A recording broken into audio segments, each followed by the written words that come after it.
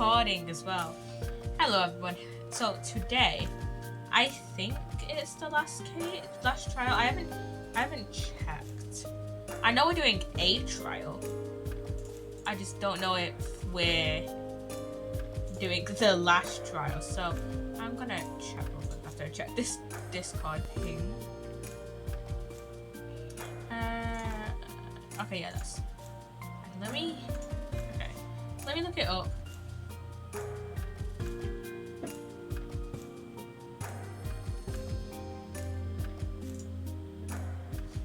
Let me look it up to see if we're actually on the last case or not. I think not last case, last trial. I think we are on the. I think we are on the last part.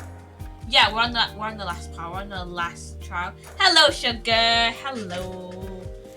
Okay, so yeah, we're on the last trial. So this trial is split up to 2 parts. So we're doing like 2 parts of the story, which should take us around 2-ish hours, maybe. I don't know. Sometimes it takes 2 hours. Sometimes it takes a little bit longer. I like your outfits. Why thank you, sugar. Why thank you. It's literally just this, which is it's actually a one piece. Like this is literally attached to this jumper. It's not like a jumper on shirt, but it's literally just this and then leggings and black socks. So yeah. So yeah, let's just get into the trial because I don't really have too much to talk about today. Oh yeah. So earlier, I do have something to talk about. Earlier, hello Jax. Hello, welcome on in. So earlier, I was doing a little bit of editing. And I made a new channel trailer for my YouTube. I've been saying that I've been wanting to do a new channel trailer for a little while because the last channel trailer I made like 2 years ago, and it was not great. I mean, the audio just wasn't great, and now my audio is a little better. It's like better because obviously I have this new mic that Jem got me in January. YouTube vlogs coming soon, huh?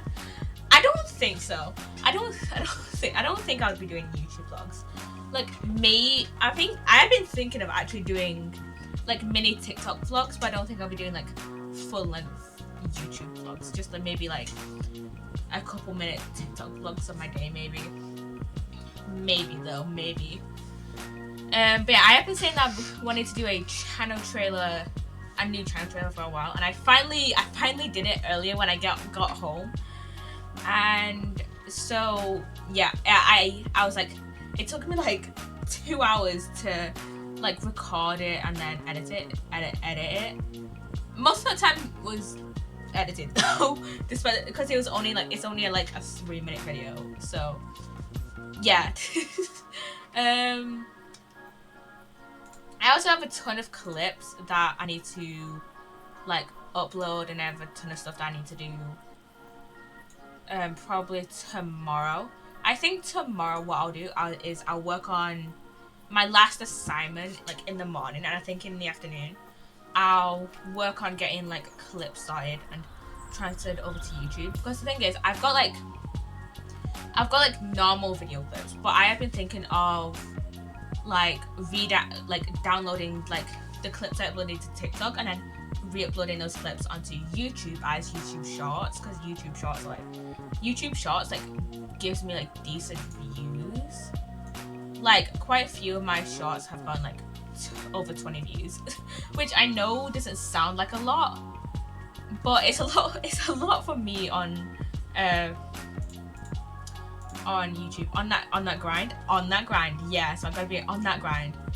And I think tomorrow, it's like the start of me streaming more. I've never gotten 20 views. To be fair, I have been posting shorts like pretty like consistently since like September. When did I start uploading shorts? Pretty consistently since like February, because I posted one short like last year and then and then this year I decided to be actually on that YouTube short grind, which I know it sounds kind of stupid, because like no one really uses, like everyone kind of shits on YouTube shorts, but like it gets me some views, and like I have seen like my views on my VODs increase, so yeah. And I'm not like, and literally all my YouTube shorts are just re-uploads of my TikToks. So yeah. Okay, I think it's time. Okay, I don't think I have anything else to talk about really. Oh yeah, for tea. Okay, so earlier I went out for tea and I got a carvery. You gotta love a carvery. And yeah, I got carvery for tea. It was nice. I get like the same thing for carveries. Like every time I go for one, I get turkey, mashed potatoes, roast potatoes, and a Yorkshire pudding, and then obviously gravy as well. I get the same thing every time. Yeah, I love it. I love a carvery. So yeah. Okay, I'm gonna switch to Psssttt because I don't have anything else to talk about, and I'm just rambling on. But yeah, we're on the last trial of this case of the stolen turnabout. And I can't remember what case comes next. So it's like I genuinely know, I kind of know what this game's story is because I watched the Psssttt anime, but I can't remember which case, like what the order of the cases is. So yeah. Hey Nick, what is it this time? I don't believe how many people are here for the trial. Well, it is a murder case. What are you talking about? They're here for the trial next door. Next door? What are you doing this, Nick? They're having Detective Atme's trial today. Detective Atme? They say they're going to try him as DeMasque. Oh shit, yeah. So this guy, turns out he's actually DeMasque, who is like this. DeMasque is like this major like famous thief, right? He's like stolen like 5 like precious items so far, and the last one he stole was this like urn from that's from Korean Village, and they were and at like this museum thing, they were having an exhibition on Korean Village, and so they had the urn there with a bunch of like other stuff from Korean there, and Detective Atme was like, I'm gonna steal this. I'm not gonna lie, I don't remember much of the start of this case, despite the fact that I literally streamed it on Friday. Like I think I was just dead tired to like on like the last part of it. So on the last part we streamed, which was like the second investigation, so I was just like, so I just have forgotten part of it. But yeah, so yeah, and I do not remember the victim. I don't remember how this turned from from like a thief case to a murder case. Oh shit, yeah, so this guy, this guy Kane Bullard, CEO of a security company, right? And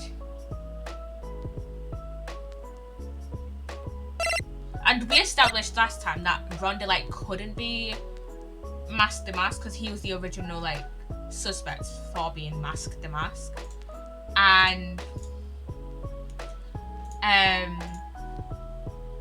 we established that last time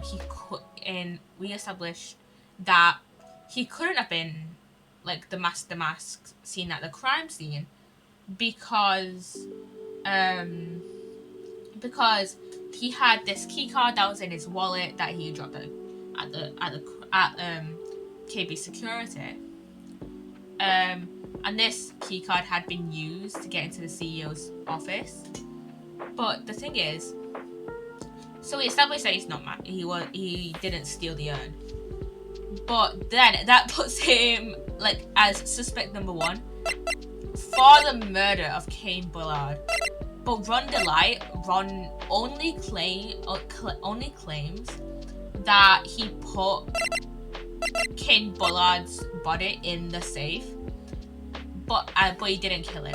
So we have to somehow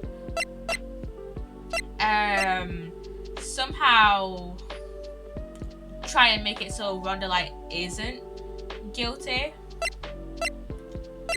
So I don't know, Blake, how. What evidence did we get? So that was after.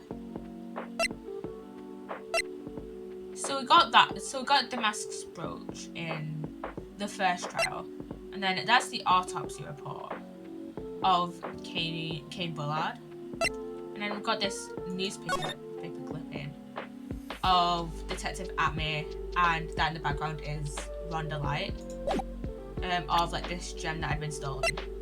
That's the buzzer, this like emergency alarm that's in the CEO's office, and the thing is, there's no fingerprints on it, but I think Larry, who currently works at the security company, found that the alarm did go off at 1 AM, but there's no fingerprints on it. So it's like this person must have been like wearing gloves, maybe, because I don't think Ron wears gloves, and I don't know if Kane Bullard wears gloves. So, and then this, and then oh yeah, this is the 4 things that DeMasque stole previously before he stole the urn. The Tear of Emanon, the Crown of Bangora, Left Hand of Hades, and the Portrait of Regina. That's the buzzer record that Larry gave us. And then Ron's testimony.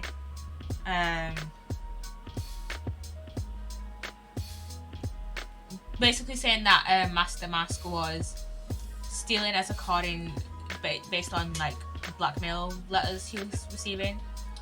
So basically, I think for the first 4 like crimes that Master Mask,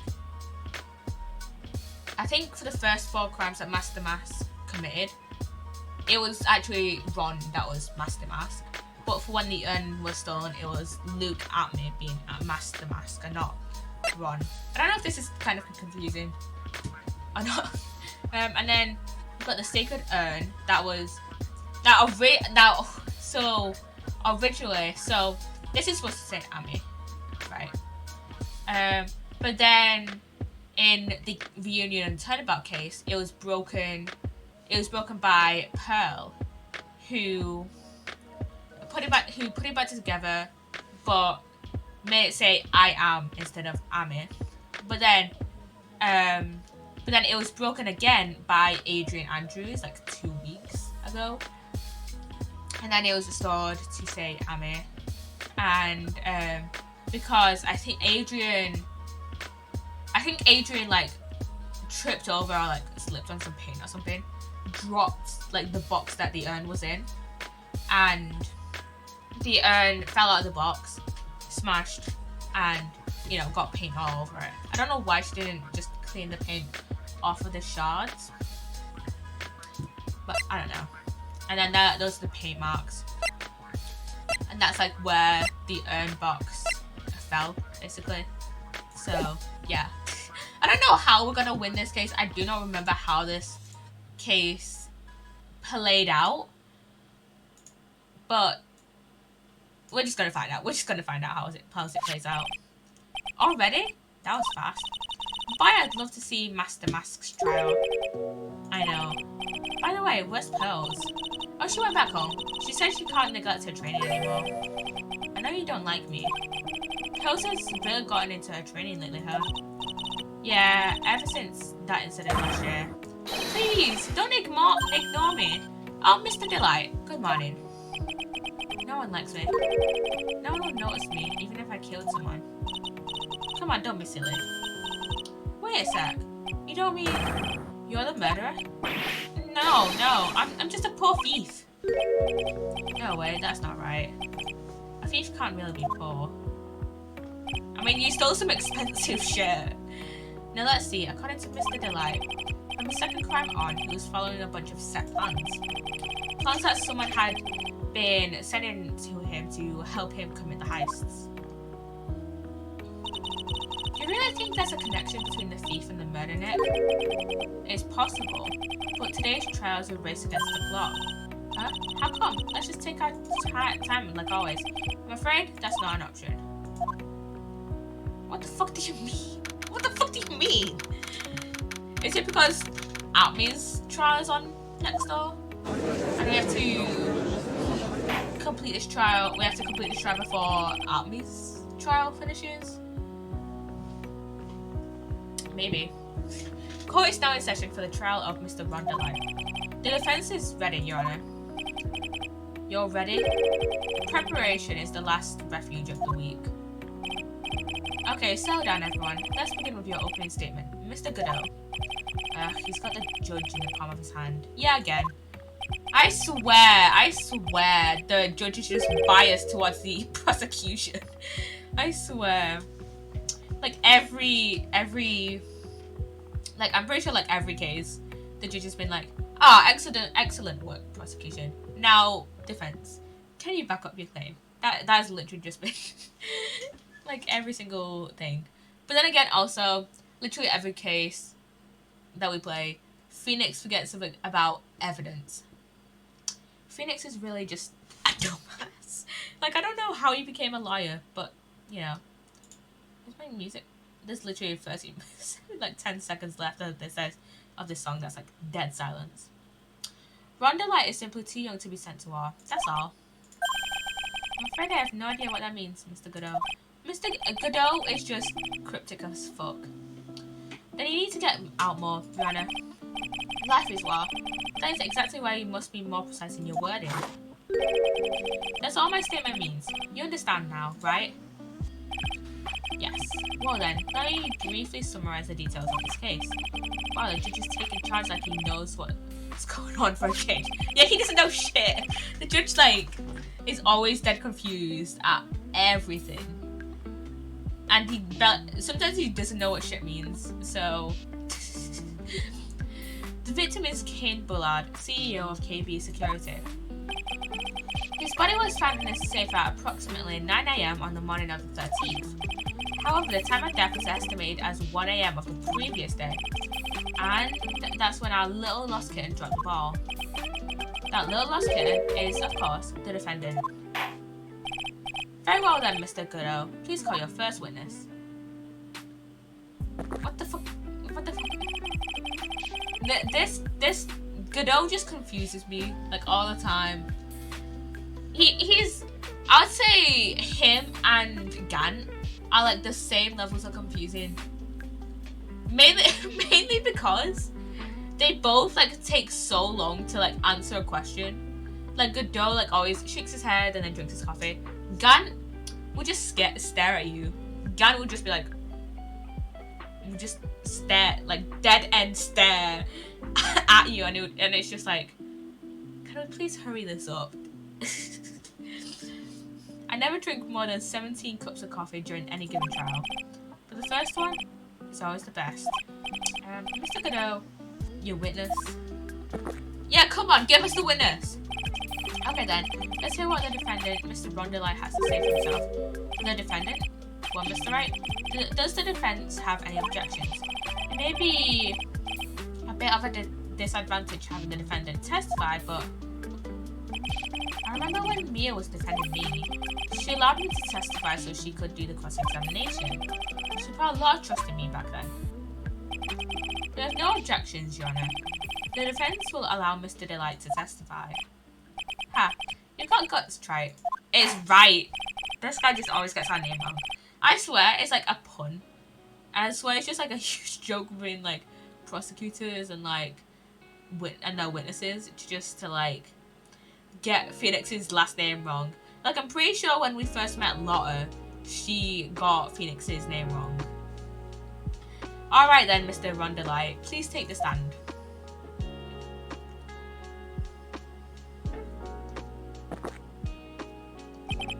You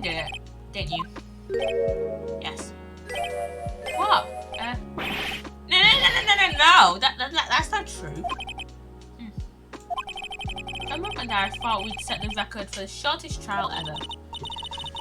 Well, Mr. Delight already looks plenty guilty with that face he's making.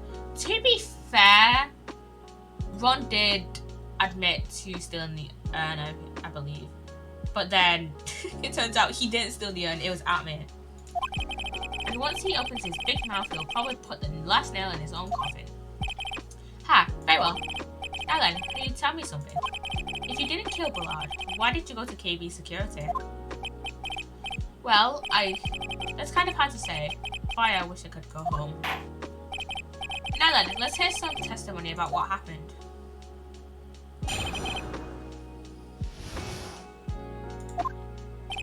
That evening, around 1 AM, I went to see Mr. Bullard in his office at KB Security. The blackmail letter I got, it ordered me to go there. I'd been working for KB Security until a year ago, so I knew where his office was. 1 AM, the exact time that the murder took place. The week get washed away by the tides of fate. A strong drink it up. Ha, it's better today too. Just like my destiny. You'd never know that from the way he's chucking it down. Mr. Wright, the cross-examination if you please. And I'm gonna save for the cross-examination in case we extremely fuck this up. I mean, to be fair, this is like the second case in Trials and Tribulations, so like I don't expect it to be like extremely difficult, and it hasn't been extremely difficult so far. Literally the only time it has been like kind of difficult is that, or maybe it's just me being a dumbass, is that when I streamed on Friday, I didn't realize that we had to talk to Ron again, and I think that was just me being tired and a dumbass. And I was like in the last, and that was in like the last like 20 minutes of the case. So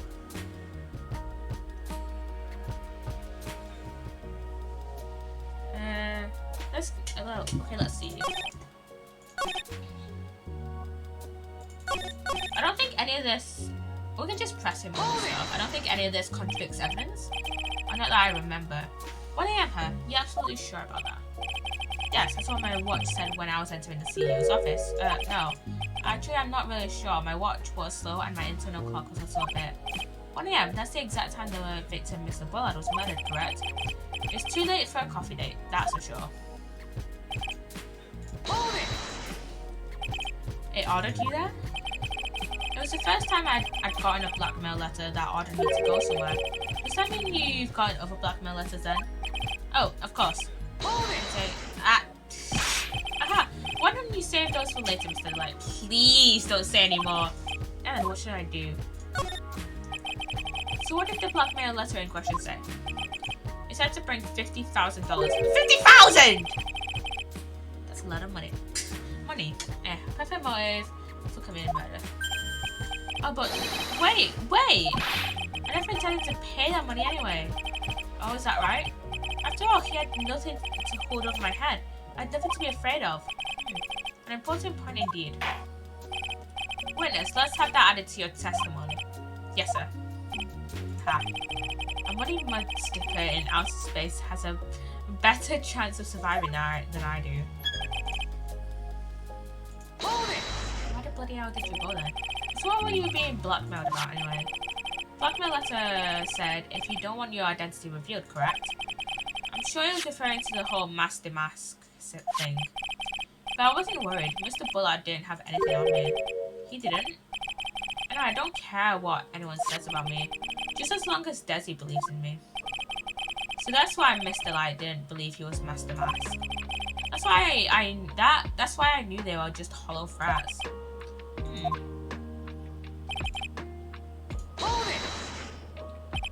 You used to be a security chief for KB Security, right?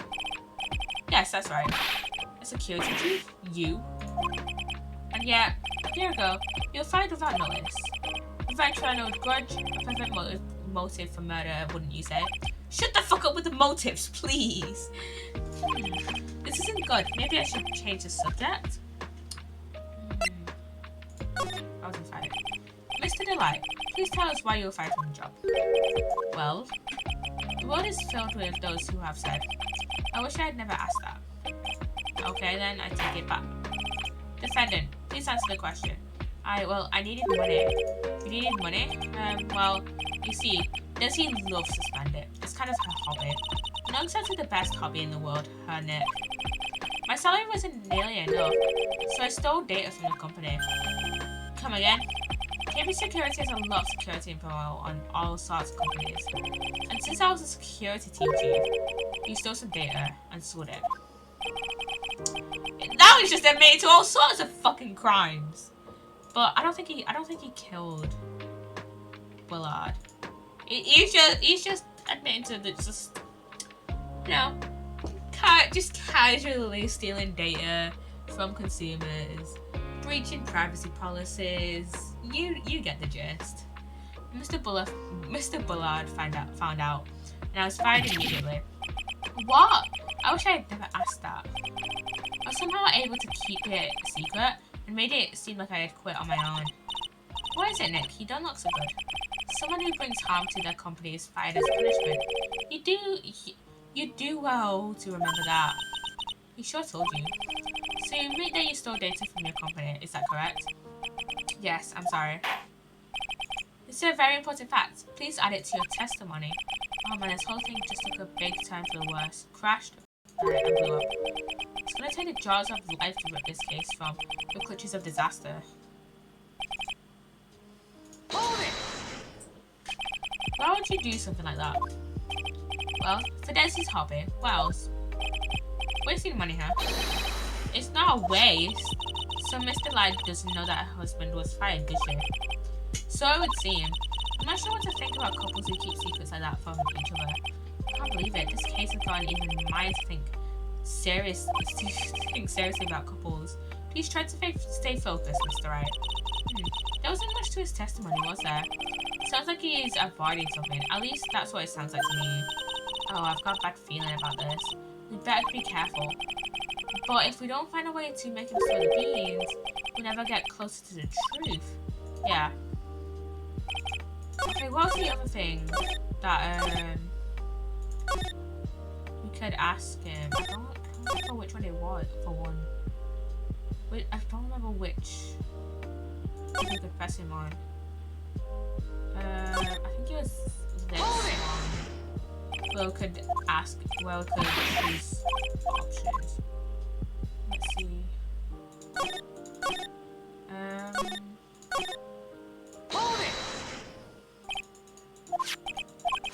Objection!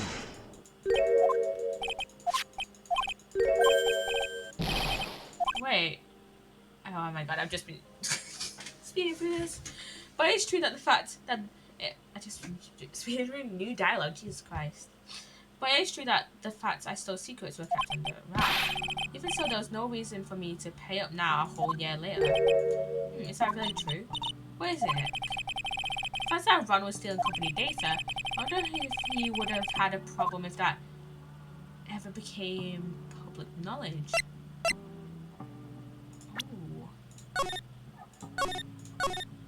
Would he? Because he got fired. But then again, he stole data from the public. I'm gonna say... Wait, let's look at the evidence, because I feel like... I have a feeling that we may need to present evidence for this. We have this. Oh yeah, this is the blackmail letter telling him to go to KB Security. We've got Ron's wallet. Got his key card. Got the key card he used. Got the photo of Master Mask. Got his brooch. The autopsy report. His newspaper clipping. Which... I don't think that's related to this specific part as of yet. Got the emergency buzzer. Got the list.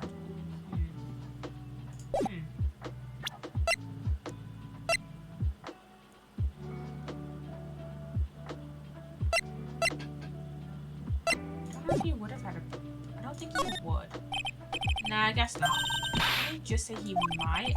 Always avoid unpleasant or inconvenient facts that Don't try to get out on this bets now. Cool. Wait, let's go back over. Just while we bring back, the blackmail letter said, if you don't want your identity revealed, correct? I'm sure it's referring to the whole master. Objection! I'm afraid that reason isn't going to hold up anymore. What do you mean? The victim had no proof the defendant was Master DeMasque. But you're the one who stole company secrets only 1 year earlier. But that was all over with once I was fired. But it's true that was the fact that I stole secrets. It was kept under wraps. Even so, there's no reason for me to pay up a whole year later. And is that really true? Why is it then? The fact that Ron was still in company data, I wonder if he would have had a problem if that ever became public knowledge. Mr. Delight, I believe you would have been in considerable trouble if your identity as a company data thief was made public. Mr. Wright, what are you trying to do by bullying your own client? Men are like colonies of bacteria. The more heat you apply, the faster they grow. That's exactly right. Well then, feel free to keep up the heat, my little liar amigo. Little liar amigo? Godot, isn't this your first case as a prosecutor? Yes, now come on, provide some evidence to back up your assertion. But Mr. Light wants to keep his data stealing secret going public. I'm going to present the file. I'm going to present the file, maybe? Maybe? Ah, well, Mr. Defendant. You heard the defendant. Just when I thought it wasn't possible, a whole new level of irritation rises before me. It looks like the defense was just playing with himself. Do you think you could rephrase that, Your Honor, for my sake? Well, let's get back to the testimony, shall we? I do believe I might have, though. Objection! I think he might have, though. Let's see.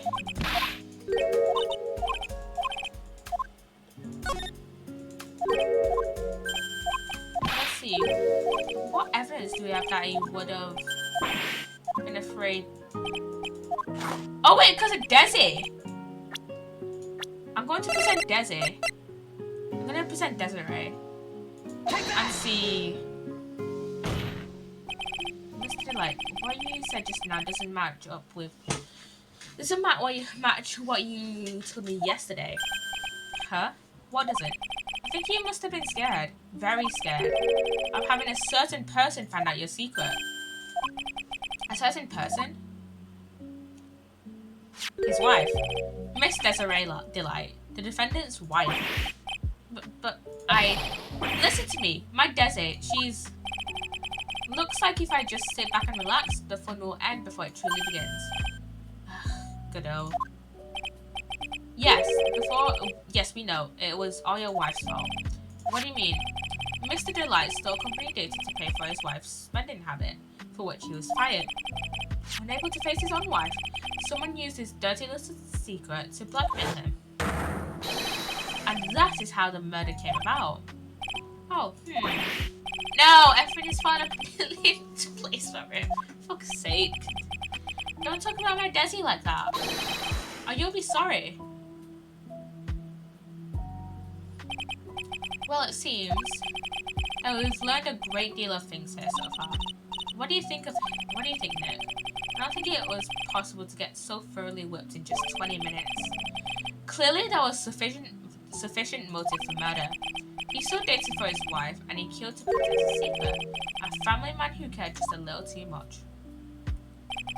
The motive is clear. Let's move on. What happened at the crime scene at 1 in the morning, Mr. Delight? But wait, have we proven that Bullard was the blackmailer, though? Because as far as I know, we don't actually know who was the one blackmailing Ron. So, as far as we know, this could have been, like, just a totally random murder that, like, Ron just happened to stumble upon. Like, what if this was just a totally random murder, and then Ron came in, like, the minute before it happened, the minute or two after it happened. And then the murderer was like hiding under like Bullard's desk or something. And then Ron didn't see him, hid Bullard's body in the safe, and then it's just like there's a different murderer than who we actually know of. So yeah. What happened at the crime scene at 1 in the morning, Mr. Delight? Come on now, tell us what all is.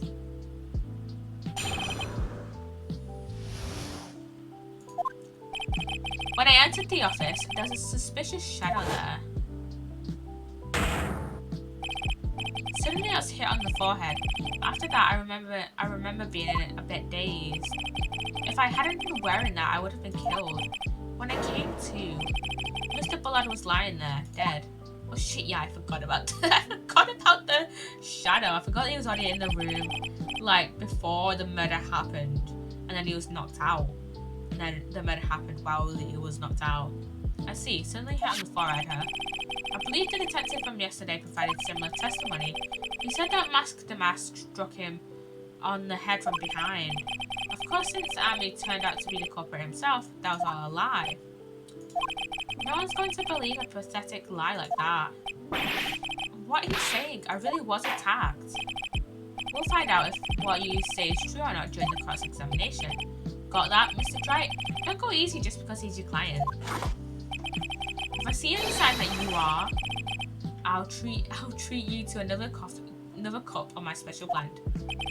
You don't need to worry about that, Mr. Godot. I have faith in Ron. I know he didn't do it. Okay, I'm gonna save before this cross-examination.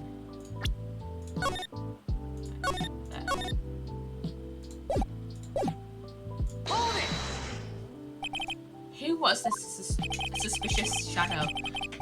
If there were 1,000 of me, and even one knew, I'd tell you. Trust me. His dodging all of our questions is not helping us win his case. Okay, then how's the victim, Mr. Bullard, at the time? What do you mean, how was he? Was he already dead? Was he still alive? Maybe he was the one who hit you in the first place. That's a good question. But what do you think, Mr. Wright? Forget it. Your forehead? Yes, I was hit on the forehead as soon as I entered the room. It was an amazingly fast and powerful attack. Do you remember anything about who hit you? Well, like I said, it was a fast and powerful hit, so I think I was a little dazed for a while. I don't think Mr. Delight even grasped what you were asking. Yeah, I'd like to show him a fast and powerful attack myself. Maybe that would knock some sense back into him. That? Could you please clarify what you are referring to? I bet it's going to say his mask. Why, my mask, DeMasque costume, of course. Wait just a moment. Mask, DeMasque? Oh, did I forget to mention it before? Just to be on the safe side, I dressed as Mask, DeMasque. And then I descended upon the office of the CEO of KP Security. What? Nick, did you know about this? You never told me this. I don't recall him ever mentioning it to me either. Even I didn't know that. It seems our little friend really loves to keep secrets. I'm sorry, I just never had a chance to mention it up until now. Wait, that's not right. You know how sometimes things just slip your mind? Ha, my sixth cup of coffee is staring up at me coldly. At any rate, we can't ignore this new piece of information. Witness, please correct your testimony.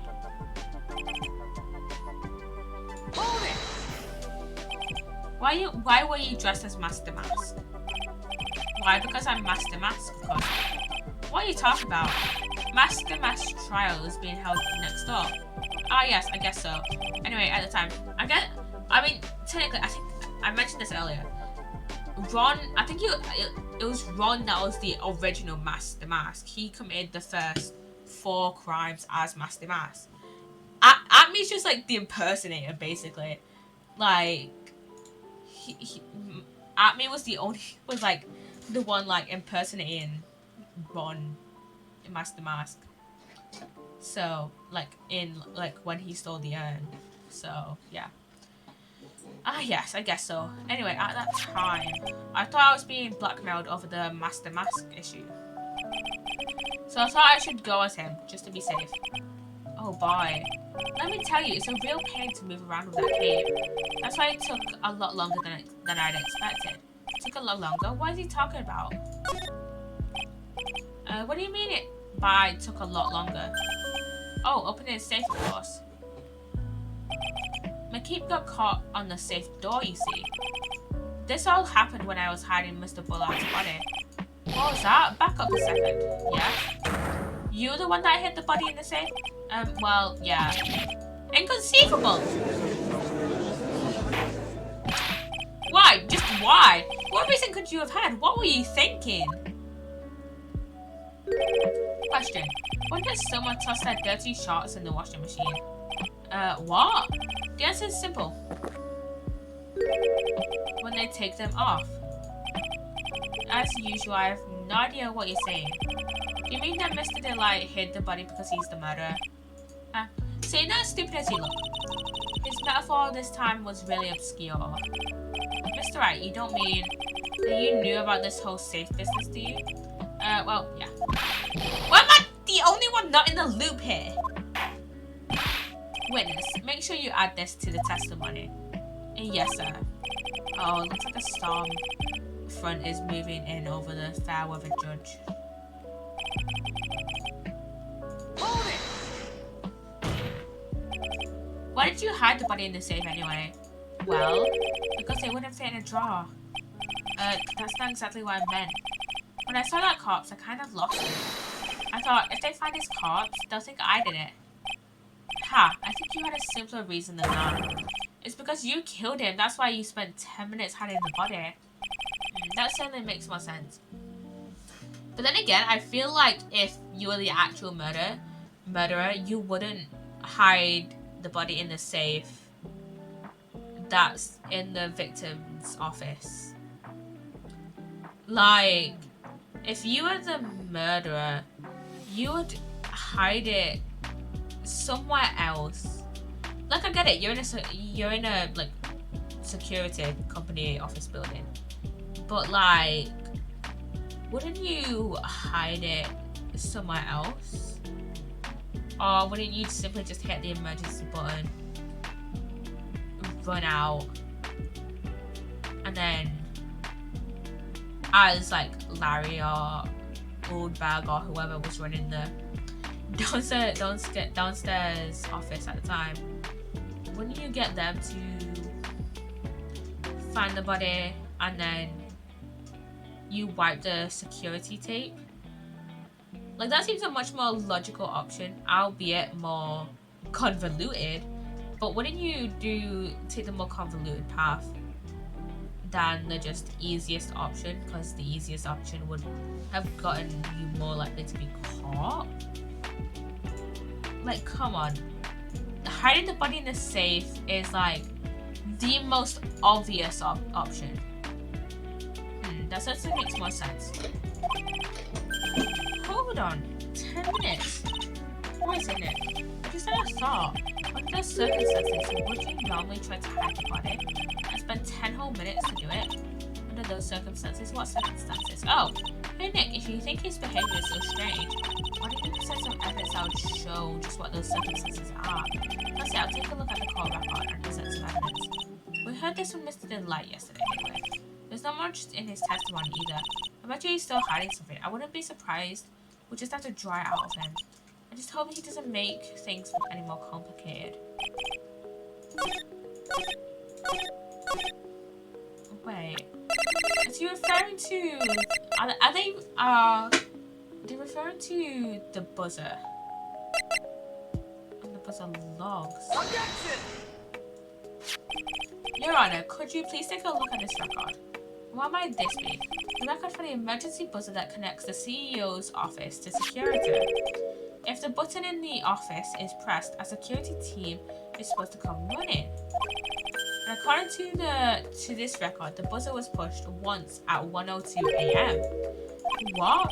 If Mr. Rondelite truly was the murderer, he would have ran as soon as that buzzer sounded. After all, a security card would have been headed his way. Let's remember who we're dealing with here. We probably had no idea there were security personnel in the building. He works there though. Up until 1 year ago, my client was working as chief of security. There's no way he wouldn't have known about it. Objection! But as it turns out, the guard never came. There's nothing more than a coincidence. The fact that the guard, Larry, was a pathetic loser. He just got punched in the face by his ex's new boss.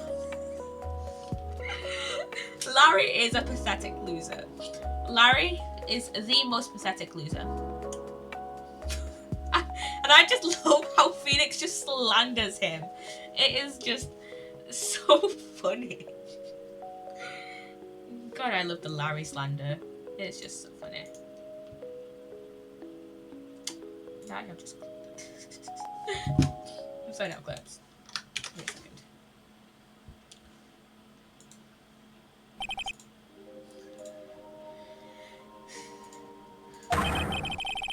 It wasn't anywhere in the vicinity. It was not something Mr. Delight could have known. Objection! Ha! I can't remember who were dealing with her. It's a sure bet that Mr. Delight didn't even notice the buzzer was going off. This buzzer is extremely loud. There's no way he could have ignored something like that. If he had been conscious, that is. Wait, when did Larry get hired? Because also, I don't know. Because we could. I don't think Larry mentioned. I don't think Larry mentioned when he got hired. But like that could be a point of like, oh, if Larry wasn't even hired when like in Ron Delight's like employment window at KB Security, then there's no way those two would have met.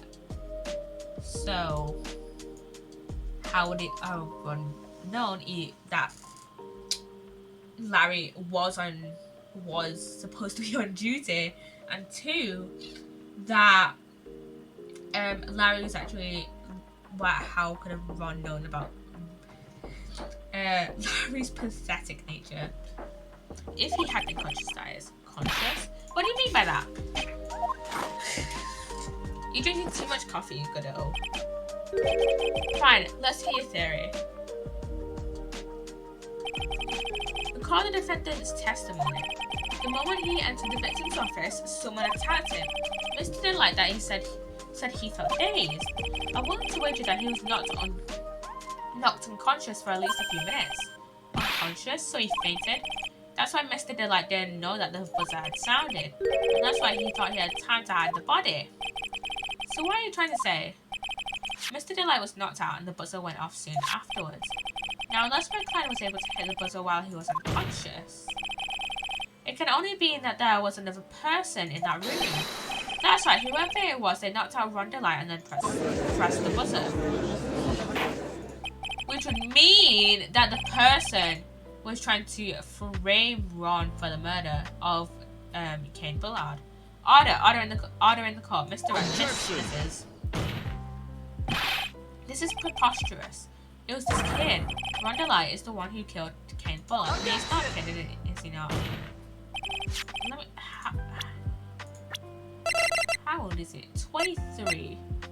He's not a bloody kid. He's like the same age. He's literally 3 years younger than Phoenix. And like 2 years younger than Larry. Like 2 and a bit years, because Larry and Phoenix were in the same like grade in grade school. So like Phoenix and Larry were probably only a few months like in a like Phoenix is only probably a few months older than Larry. Then who pressed the buzzer? It was the victim, of course. He pressed the buzzer when the defendant attacked him. He didn't die right away. He must have held on long enough to press that button. What did he die of again? This is cerebral hemorrhaging from blunt trauma to the head. So Kane Bullard signed the buzzer himself. What is your opinion on this, right? It's a proof that the real criminal was there at the scene, but how? Can I prove it wasn't Kane Bullard who signed the buzzer? I think we can maybe prove it. I don't know if hemorrhaging is instead or not. The defendant's opinion is this, Your Honor. This piece of evidence I wasn't... I'm going to go with the autopsy. Well, what do you think, Mr. Godot? I can hear it, the sound of the buzzer. Oh, it's going off inside your head. The emergency buzzer of your heart. Sorry, you need to think of it more carefully. Guess it goes your chance to become a detective. Come on, listen, more carefully. Maybe the truth will be an element revealed. You sound like Detective Army. The defendant's opinion is this, Your Honor. There wasn't a victim who sounded the buzzer. His time of death was 1 a.m. It sounded at 1:02.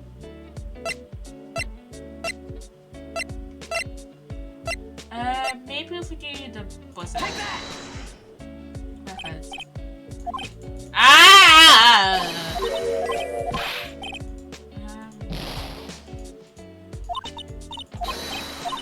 Maybe Ron's testimony. That's the only thing I can think of. Maybe Ron's test.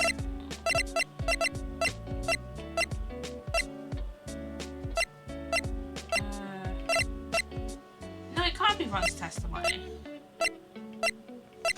Okay, that's unrelated. So it wasn't the victim that sounded the buzzer.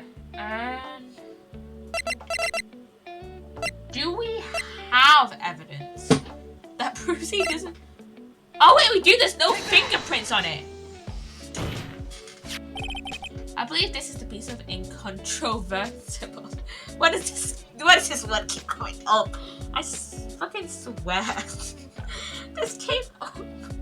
I don't even remember what it means. This came up in the tutorial case. I don't even remember what incontrovertible means. And when I see it, I keep thinking it's incontroversial, not incontrovertible. What does incontrovertible mean? I don't remember. I can't even spell it. Incontrovertible. Not able to be denied or disputed. Okay, that makes sense, yeah. That makes sense. Incontrovertible evidence you were looking for. Did the emergency buzzer? There's some kind of clue on it? Absolutely not.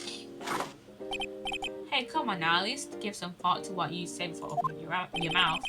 The fact that there are absolutely no clues is itself the clue. Now I'm the one who's clueless. This button has no fingerprints on it. It only took us 2 penalties to get it right. It only took us 2 penalties to get it right. If Mr. Bullard had really pressed it himself, naturally he would have left his fingerprints behind. Objection! Rondelite obviously wiped them off. They would have been arrested you. Why would he? A guard could have come in at any moment. He touched that button. I know he did. The defendant, Mr. Delight, was dressed as Mask. And Master Mask always wears gloves. What reason could he have possibly have had to wipe the buttons free of fingerprints? Yeah! Order. It would seem. I've been forced to eat crow. I wonder what blend number crow flavoured coffee is. However, if the real killer was there at the scene, why would that person press the emergency buzzer? Shouldn't they have run away without putting themselves in extra danger? Wasn't this Arcacella's all of a sudden? It looks like you're fresh out of parlor tricks. To frame Ron Delight because they knocked him conscious. They're on to you, Nick. Just give me a minute to catch my thoughts. The real culprit killed Mr. Bullard around 1 a.m. And Mr. Delight has just happened to waltz in when the murder was taking place, right? The killer clocked Mr. Delight and then sounded the buzzer, which is very annoying. Even though security was supposed to respond right away if the buzzer was pressed, security was supposed to respond. Time's up, Mr. Wright. Let's hear what you have to say. Very well done. You've got some guts. I like that in an opponent. Why did the real killer sound emergency? What's it? To call the security guard. The killer knew that if they pressed that button, a guard would come running. And that was exactly what they wanted. Do you mean to say that the killer caught the guard on purpose? Yes, although as it turned out, he never showed up because he was getting his clothes cleaned at the time. Ha, what a touchy story. You're saying the killer had a change of heart and called the guard to turn himself in? No, I'm not. When that buzzer sounded, there were 3 people in the office. The victim, Kid Bullard, who was already dead. The defendant, Ron Delight, who's out cold. And the 3rd person, the real killer, who based off that shadow, I can confidently guess is Luke Atme. Hypothetically, yes. Now then, in this situation, if the real killer made an escape, what would happen? The only ones left in the room would be the victim and Ron Delight. And if any security guards came running in at the time, they'll think I was the murderer. Exactly! Yes, that was precisely the real killer's objective. To frame Ron Delight for the murder.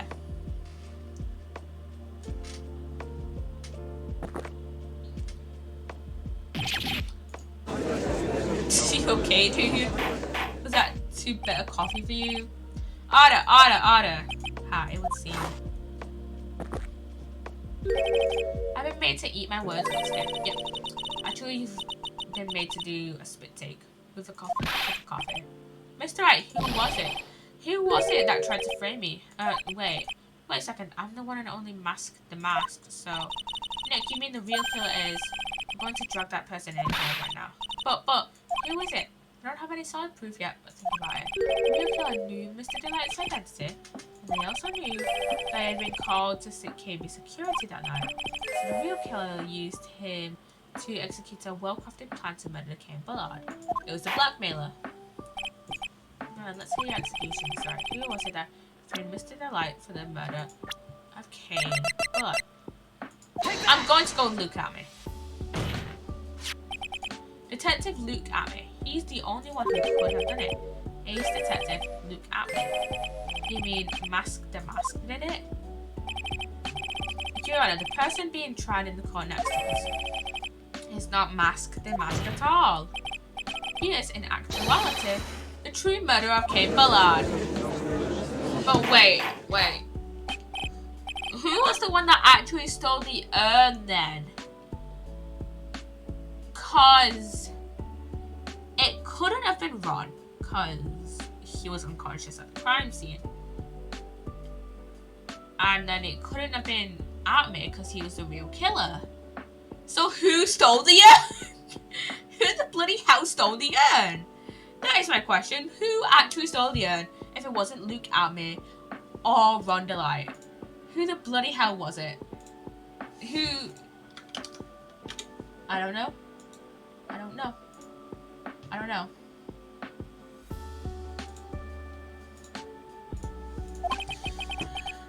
Theft and murder. Which is the most serious crime? They're not even close. Murder is the most serious crime, of course. It's a capital crime subject to a capital punishment. Please remember the threat from yesterday if you would. When Luke Atme confessed, there was a huge commotion in the courtroom. Of course, a famous detective was unmasked as well, DeMasque. Instead of being convicted of murder, he was found guilty of grand larceny.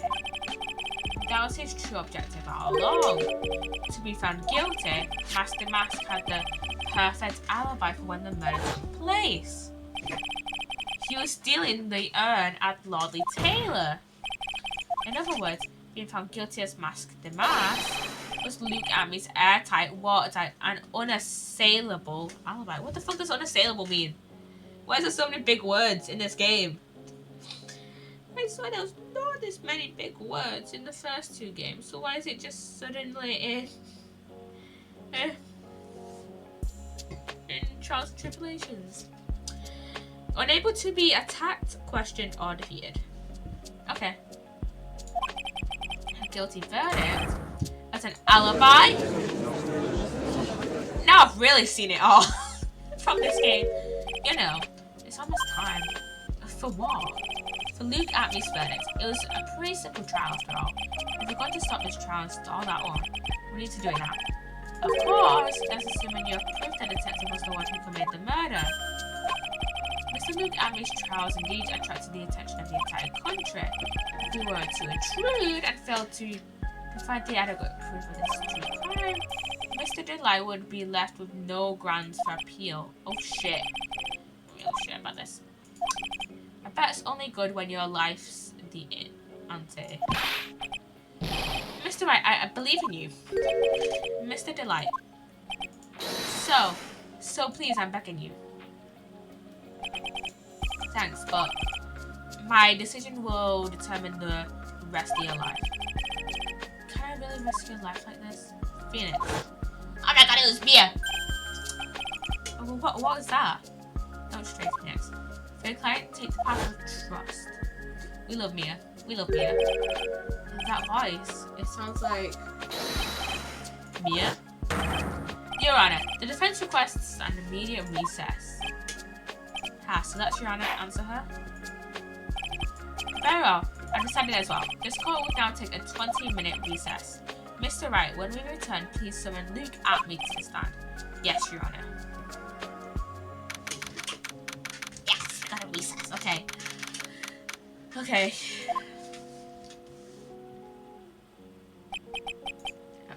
Well, so detective, I mean, I was so convinced that we were gonna get Payne as a prosecutor instead of Godot for the second part of the trial, but then I realized, oh yeah, this is Atmy's trial, not Delight's trial. I have to say, Mr. Payne, you perform splendidly. Oh no, Detective Atmy, you are the one who. That's enough. This court sees no reason to further prolong this trial. This court finds the defendant Luke Atmy. Oh fuck. Wait, don't hand down your verdict yet, please. Well, Sir Lawyer, welcome to my courtroom. Who's this hoser, eh? My name is Phoenix Wright, attorney at law. I wish to file an accusation against this man Luke Atmy. Accusation? You accuse DeMasque. That man is not DeMasque. He's just a ruthless murderer. What? Uh-oh.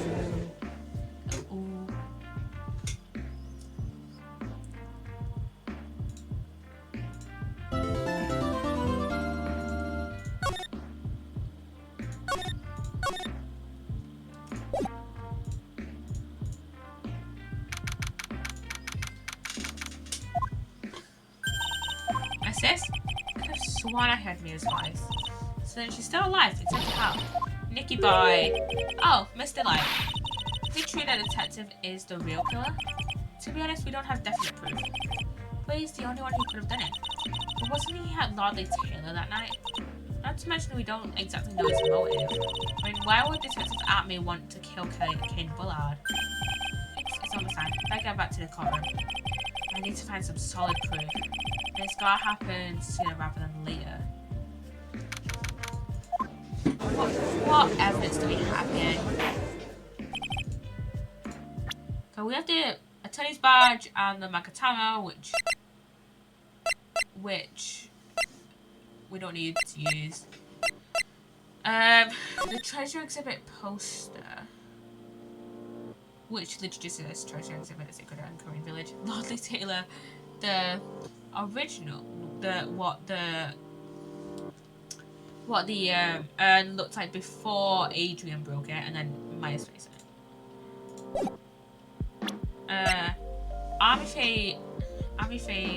Army Faye's golden statue, which we haven't used as evidence yet. We have DeMasque's calling card, which I don't know if we've used as evidence or not. But I don't think that's too important. The camera data of the warehouse. The word I cannot pronounce. The sword. The sword that DeMasque apparently knocks Atmy out with. And that is bent. A security camera photo of the storeroom entrance that showed DeMasque DeMasque stealing the urn. Oh wait, this says 058 and it doesn't say a date, so this could have been stolen the night before as like a cover-up. The blackmail letter. Like this could have been stolen on October 11th. Not October 11th, the day before it was October 10th, because I think the murder happened like the day after the... Wait, no, yeah, October 11th instead of October 12th. And then we've got Ron's wallet, which I think we have used as evidence, as well as the CEO card, which I think we have used before. And we've got the publicity photo of DeMasque, which we have used as evidence. We have the brooch found in the shadow of Army Faye statue. And then we've got Kane's autopsy report, which we tried to use as evidence, but it didn't work. And then we've got the newspaper clipping about DeMasque's first heist. Yeah, and there's Ron and there's Amy. And then we've got the office buzzer, which we just used as evidence. And then we've got Kane's list, which I refuse to believe isn't. We have to use that as evidence at some point. And then we've got the buzzer records, which we use as evidence. We've got Ron's testimony. Got the sacred urn that was repaired by Adrian 2 weeks ago. Yeah. So I've seen in this photo, in the security camera photo. This could have happened any time at 1 AM in the past 2 weeks after Adrian fixed it. Cause you can see like the square, you can see the paint here and the like square thingy of the box. So any time after that. And then we've got the paint marks and the wooden box that had the sacred urn in it. Now then, this court is back in session. Mr. Luke Atlee, please take the stand.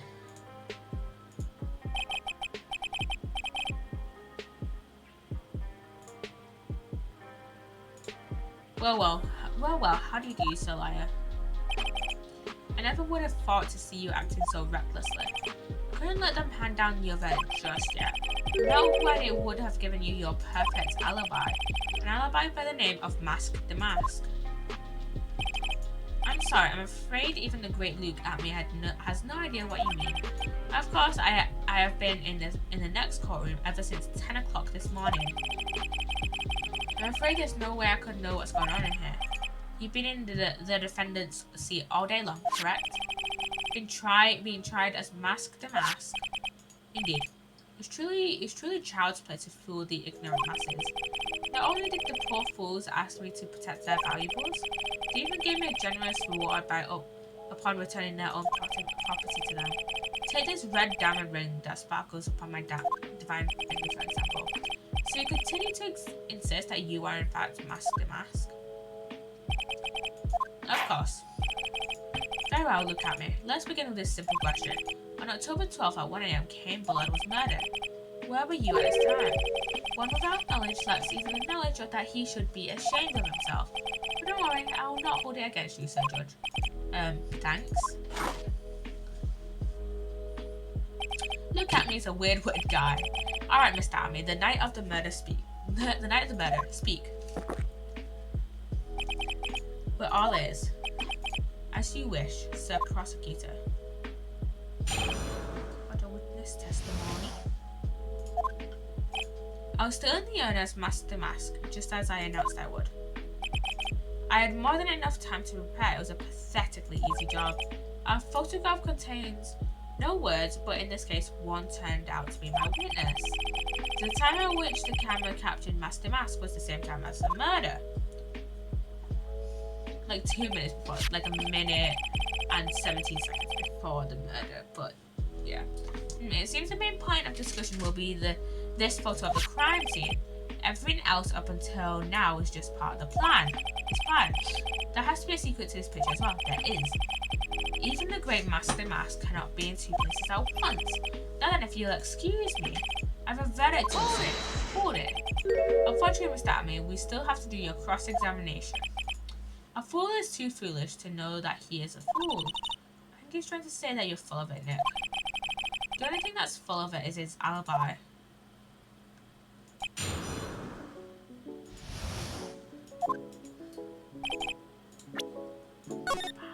To save. Wait, do we have any more achievements for this? I don't think we do. No, we don't. We don't have any more achievements for this one. I'm just gonna look up at something real quick because I know. Because I'm looking for the achievements now and it says recipe for 10 route is the next episode, so I'm wondering how long that one is.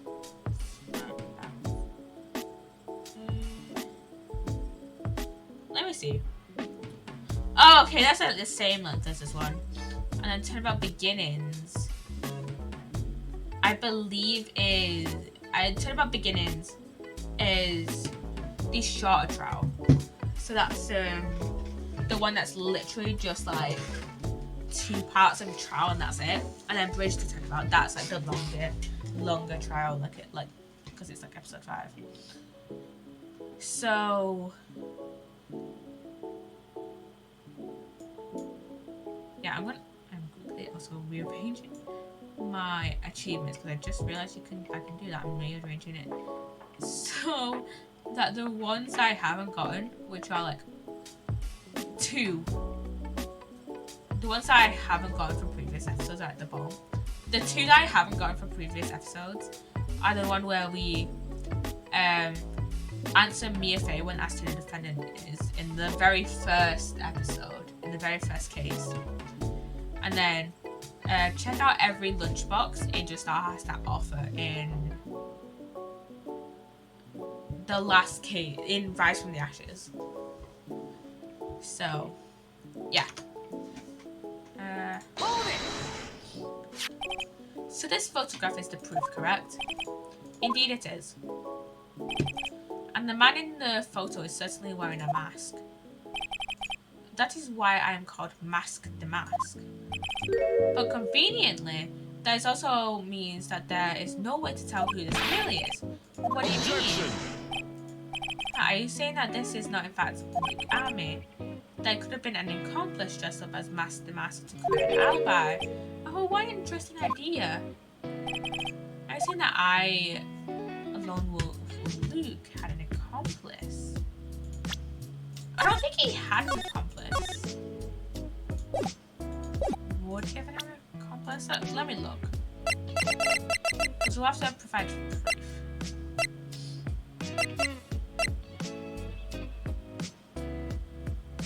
Adrian? I'm gonna say name the accomplice. Luke at me was at Cambridge Security Drill. Murder? Master Mask in this picture has to be a fake. Exactly, you had an accomplice. Now remember what you said. Now remember you've said that, Mr. because there's no going back. If you're making baseless claims, I'll treat you to a penalty myself. That penalty is completely I don't want to say Adrian, but it's the only person I can think of. Take that! Now.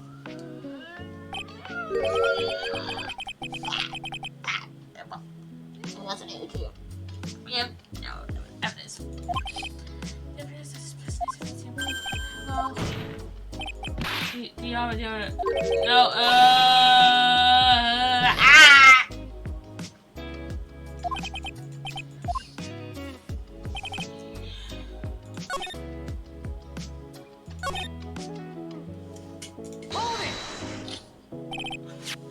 I believe Adrian Andrews hired you at one point. That's right. That was over 20 days ago, if I'm not mistaken. You sent a calling card to Lordly Taylor 10 days before the heist. That means you sent out the card after you began your security watch, right? Indeed, there was no reason why I couldn't do both jobs at once. It was the perfect opportunity to steal my latest target. I see, you truly are evil, aren't you? Yes, evil is who I am. Hey Nick, isn't there something odd about this? Detective Amy was always proud of his ace detective skills, right? But if the urn was stolen from Lolly Taylor while he was the only one watching it, he'd have no way to maintain his perfect ace detective persona. I think that's true, it's kind of odd. Yeah. Hold it! So by photograph you mean this piece of evidence here, is that correct? Indeed it is, that is. The very thing that proves I committed the crime. The very thing that proves you committed the crime. When you think about it, it's really odd. You say that almost as if you had this picture taken on purpose. He was simply caught by the very camera that he had set up. We all have days like that. Suspicious. Suspicious. Suspicious. Very suspicious indeed. Indeed, it turned out that there was no such thing as a perfect crime after all. Life is truly an ironic thing, a sad blue melody. It looks like I'd better gather more information for now. If he's truly the killer, there's got to be something more phony in that photo. Like that there was no date on it. About the camera that took this photograph. Oh come now, it's all too clear what you're thinking. Huh? You think I altered the timestamp on the photograph, don't you? No, there's no date on it. I'm afraid that's impossible. The camera was set up by Lolly Taylor, and on top of that, it was Lolly Taylor's staff that printed that picture's data. Unfortunately for the defense, there was no way that picture could have been altered. I mean, this is in 2018. Why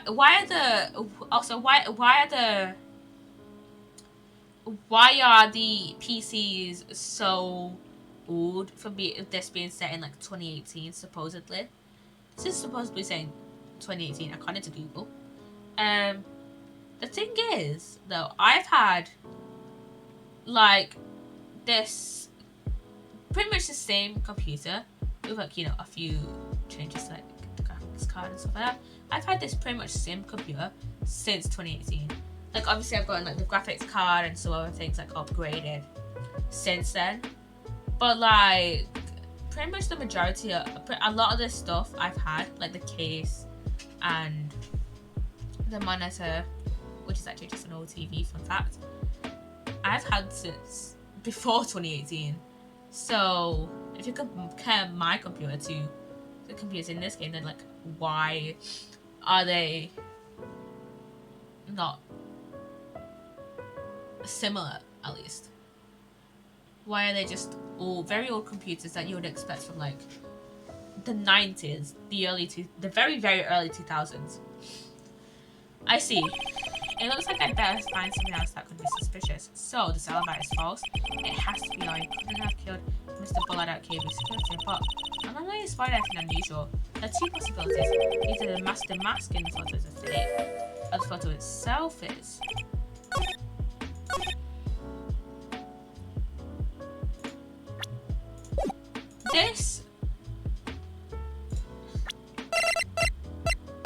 The photo is suspicious.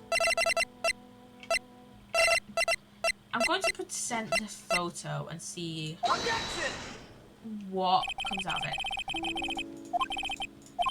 This is just going to give us that takes us 2 penalty points. We only have 3 left. Jesus Christ. Okay. Was the same time as the murder, but it wasn't the same. It didn't say the date. Do we present the autopsy report?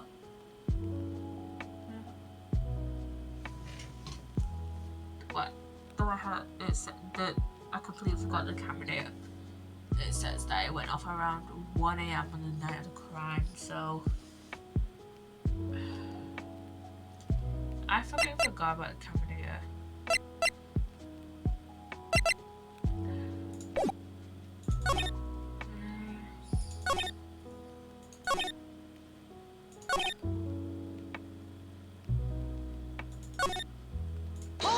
Let's press this. Correct, indeed it is.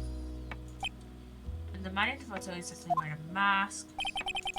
That is why I'm called DeMasque. But conveniently, that also means that there's no way to tell who this really is. Objection!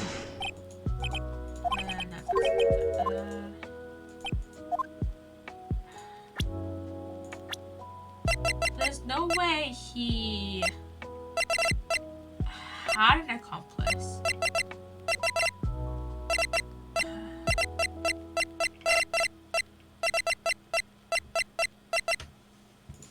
I'm looking this up.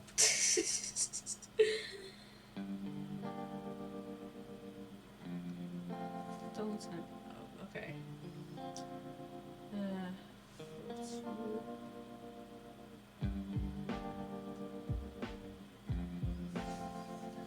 Okay, we literally just have to.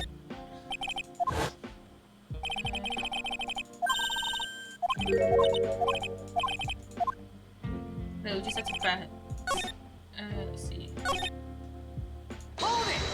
We literally just have to press some specific statements in a specific order.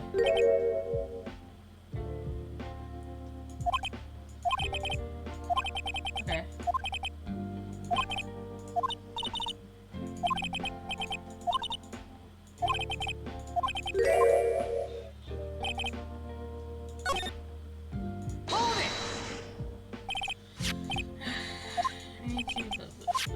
Let's see.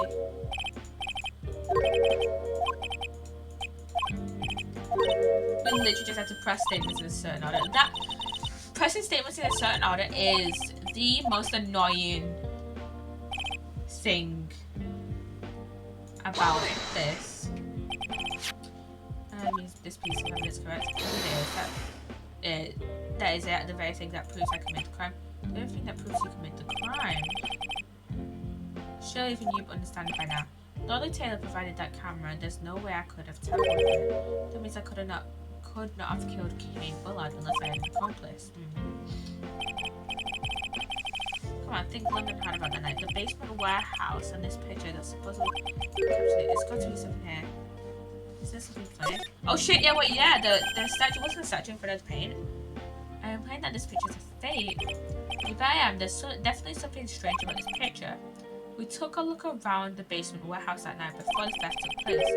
There's something in this photo that doesn't match the memory of that night. Well, let's hear what you have to say. What this photo do you find funny? Take that! The funny part is right here.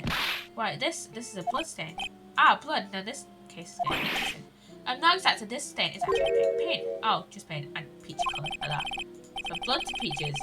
This judge sure loves going on his wild tangents. That he does. I don't know how he became a judge because he's kind of a dumbass. But then again, like half the characters in this game are dumbasses. So yeah. The problem with this photograph is not the paint. The problem is when you consider the layout of the basement warehouse, it turns out that something that should be there is nowhere to be seen. Well, Mr. Wright, what is supposed to be in the picture instead of the paint stains? Army face golden statue. I completely forgot about the statue. This is where it comes into the evidence. The supervisor of the treasure exhibit stated the following. Well, there's a good reason for that. On the day of the crime, around noon, that golden statue just happened to arrive from the mountain training hall. Training, not training. I realized that the statue would be the perfect size for covering up the paint stains. That's why I put it where you first saw it. I myself was there the night the theft took place and saw the statue in that spot. If this picture was really taken on that night, then that statue should have been there. But when I went there the day after the theft, that statue of the old bag was sitting in the corner. Hey, put some respect on Army Faye's name. Perhaps it was somehow pushed there accidentally. Your Honor, the statue is slightly larger than yourself and quite heavy. It would take more than an accidental push to move it that distance. In that case, can you prove it? Can you give us the rhyme and reason as to why that statue was moved like that? Can you do it? Never mind, we moved it. The real question is, why did they move it? Well, Mr. Wright, I hope you're prepared to answer now then. Who was the one who moved the golden statue.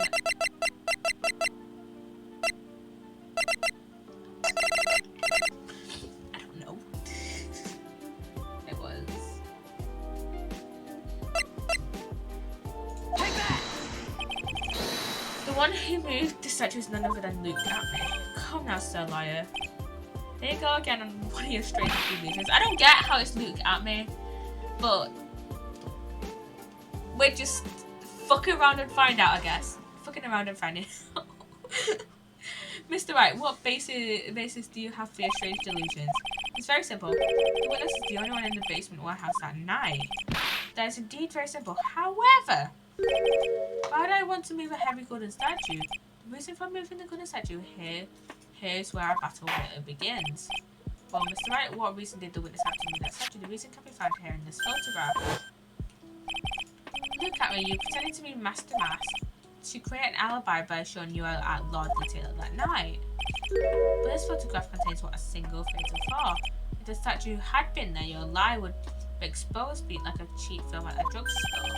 That is why you had to move the statue. A single fatal flaw. Interesting theory. Please enlighten us. Uh-oh. I'm gonna go with the Take that! Naturally, the lie in this photo is the time trap. What do you mean? I'll tell you exactly what I mean. On the night in question, Luke Atme went to KB Security and murdered Kate Bullard.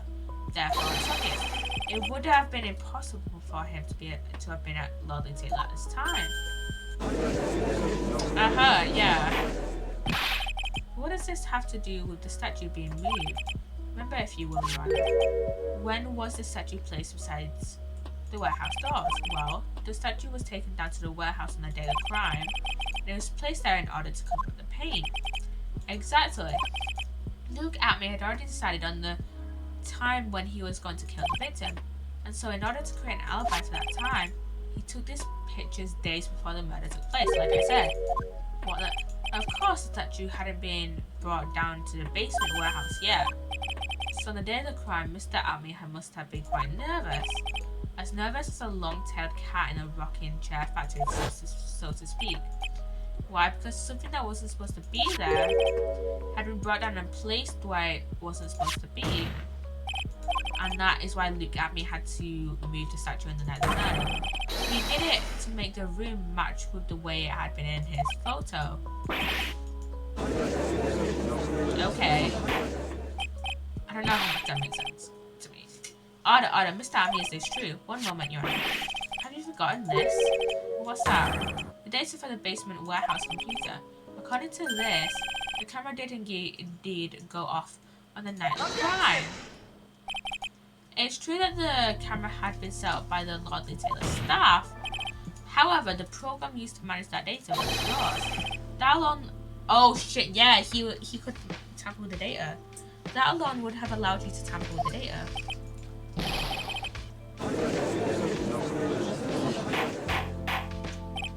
Order. Mr. Godot, what is the meaning of this? Godot, I warned you about making me wait. Now put that coffee down. My 11th cup. I've promised to drink no more than 17 drinks during a trial, which means I'm still good to the last drop. However, the defense is a very good point. A good point? So what? We are all but travellers on a road of infinite points. And I think he's got his points mixed up with his other points. So say this photographer was way ahead of time, and then the statue was moved in order to make it match. That's a very interesting idea. However, there's one point that can't be denied, which is... That's your 12th cup. That is only a possibility. Men that are trapped by the chains of maybe can never reach their dreams. That's very true. No way, don't fall for that, Your Honor. Hey, Mr. DeMasque. Yes? If there's no funny business in your actions as Master Mask, there should be no problem for you telling us your strategy, so let's hear it. Yes, please provide this call with testimony about your plans to steal the sacred urn.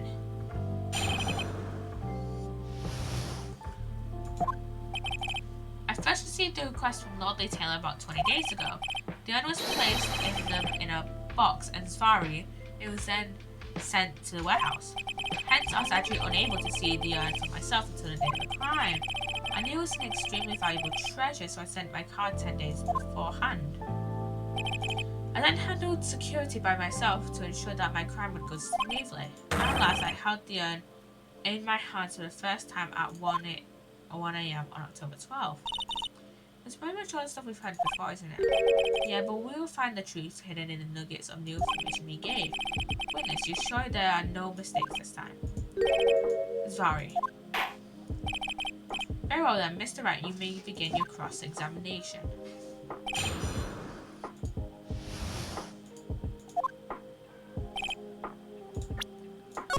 can't believe we only have 3 penalty points left.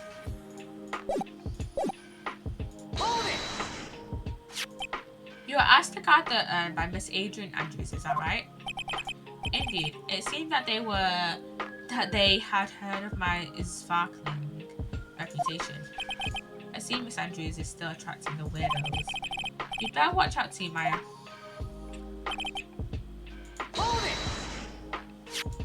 You mean this box? Yes, that pathetic box. Lady Andrews has especially taken up that urn, and she wouldn't let anyone enter the storeroom, not even me. Oh, interesting new tidbit.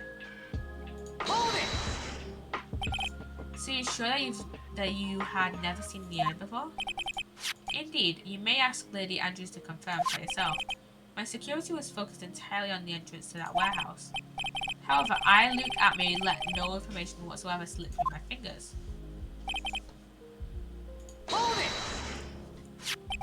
You mean this calling card?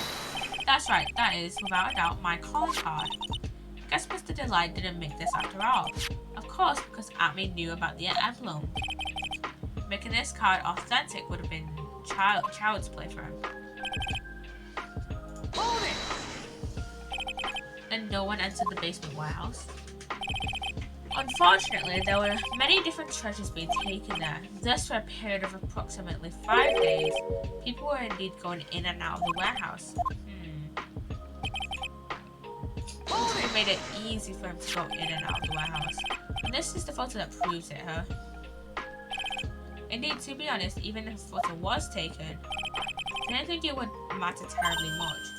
Hey Nick, if this photo was a fake, Detective Atme might have stolen the urn whenever this was taken.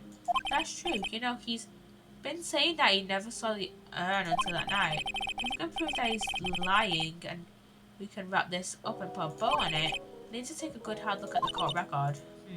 Not a lot got to go in there. That detective's been finished trapped. There's only one thing we need to prove in this cross-examination. They took this photo well before the actual night of the crime. Alright then, how do we do that? There's only one thing that I would say very clearly. That he had never seen the urn before he stole it. We need to prove that he's lying. Wait. You know what? I think I have an idea. So the urn box has paint stains on it, right? Let me look at the thing. The crime sticker. This has no paint stains on it. And I thought this was just the... because of the box. But if we look at the paint markings, this was like further away from the door, from what I can remember anyways, than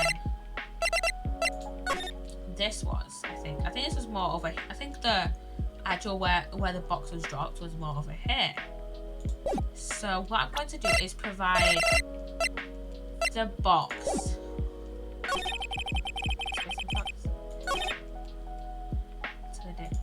And Adrian said that she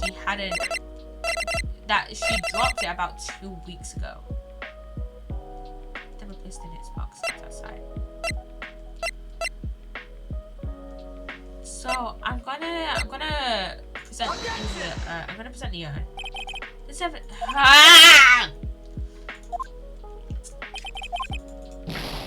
Okay, when did I save? When did I last save? Because we're on 1 penalty point. Like 4 minutes ago, okay. I'm gonna save it now. So it can keep loading up at this point after we've already pressed the route stuff.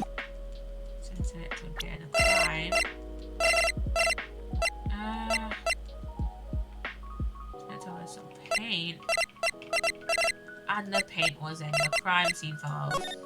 Yeah, the paint was in the crime scene photo.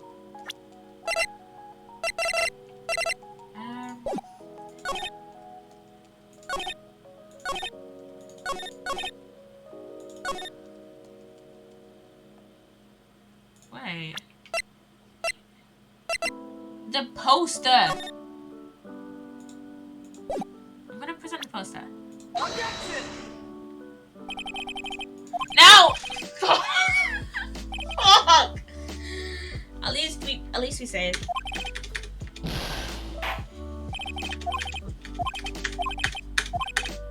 Oh.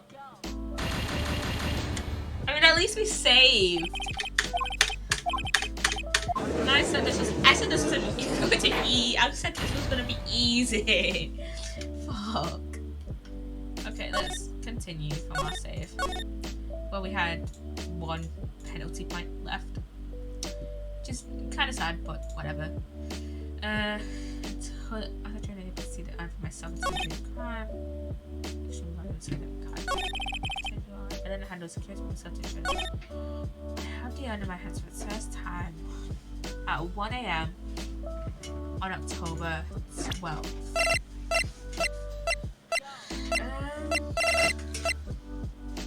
It doesn't say about fingerprints. It doesn't say about fingerprints.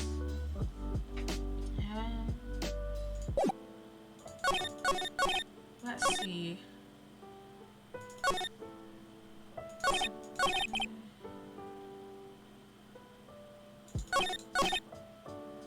First received a request from Lolly Taylor about 20 days ago. When did the urn come in 20 days ago? I mean, this would have been... It came in 6 days before Adrian broke it.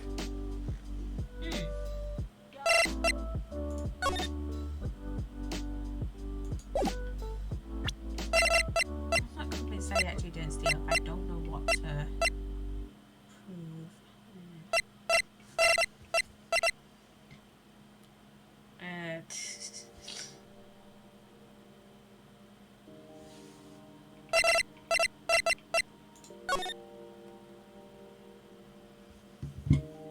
Wait.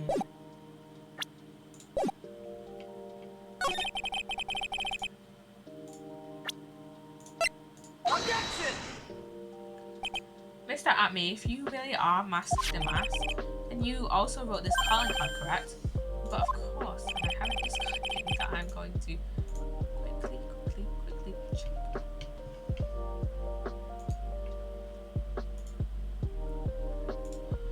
Is there a problem with that calling card? Allow me to read a passage from the calling card that Mask the Mask had written. Take good care of the speckled urn. Now the speckled hair surely refers to this pink pattern on the sacred urn. Yes, that is true, but so what? Truth be told, there is no way that Mask the Mask could have known about this pattern. What do you mean? This pink spotted pattern on the urn is actually nothing more than paint stains. Paint stains? And these stains did not appear until after the urn had been taken to Lord Taylor.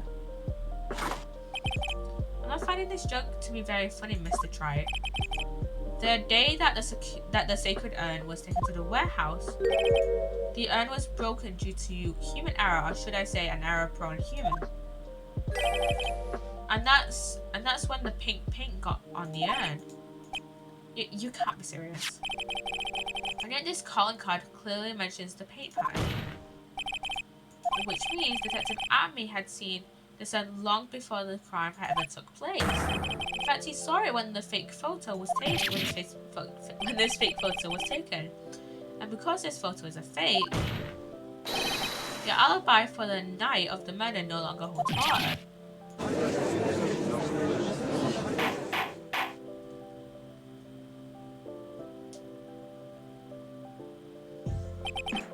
Witness, do you have anything to say for yourself?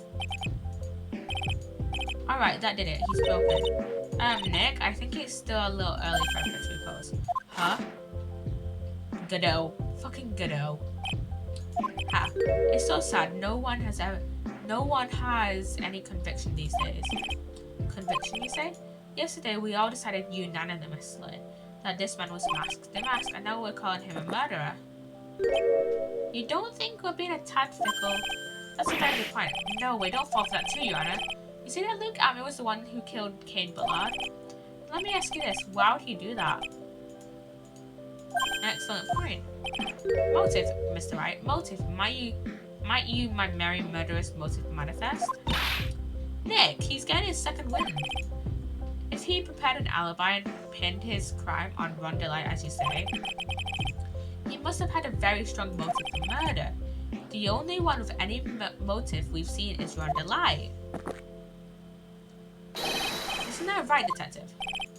Indeed, according to my own research, the boy's motive is clear. Without a motive, it's nearly impossible to prove guilt in a murder case. Now then, maybe you can enlighten us to us what the defendant's motive were. I'd be honored to, Sir Oldtimer. They're doing everything they can to make Ron look suspicious. Despite our lack of hard information, this may be our only chance. So we've got another testimony. Luke Atme, had no points of contact with the victim whatsoever. Cain Bullard decided to investigate DeMasque and simply mistook who he was. It was Mr. Bullard who wrote the blackmail letter and sent it to Ron Delight. And it was again Mr. Bullard who harbored a grudge against Mr. Delight for his betrayal. Mr. Bullard's mistake is quite excusable. The defendant truly believes he is Master DeMasque. That's why Mr. Delight saw it fit to kill Cain Bullard. Truly a tragedy.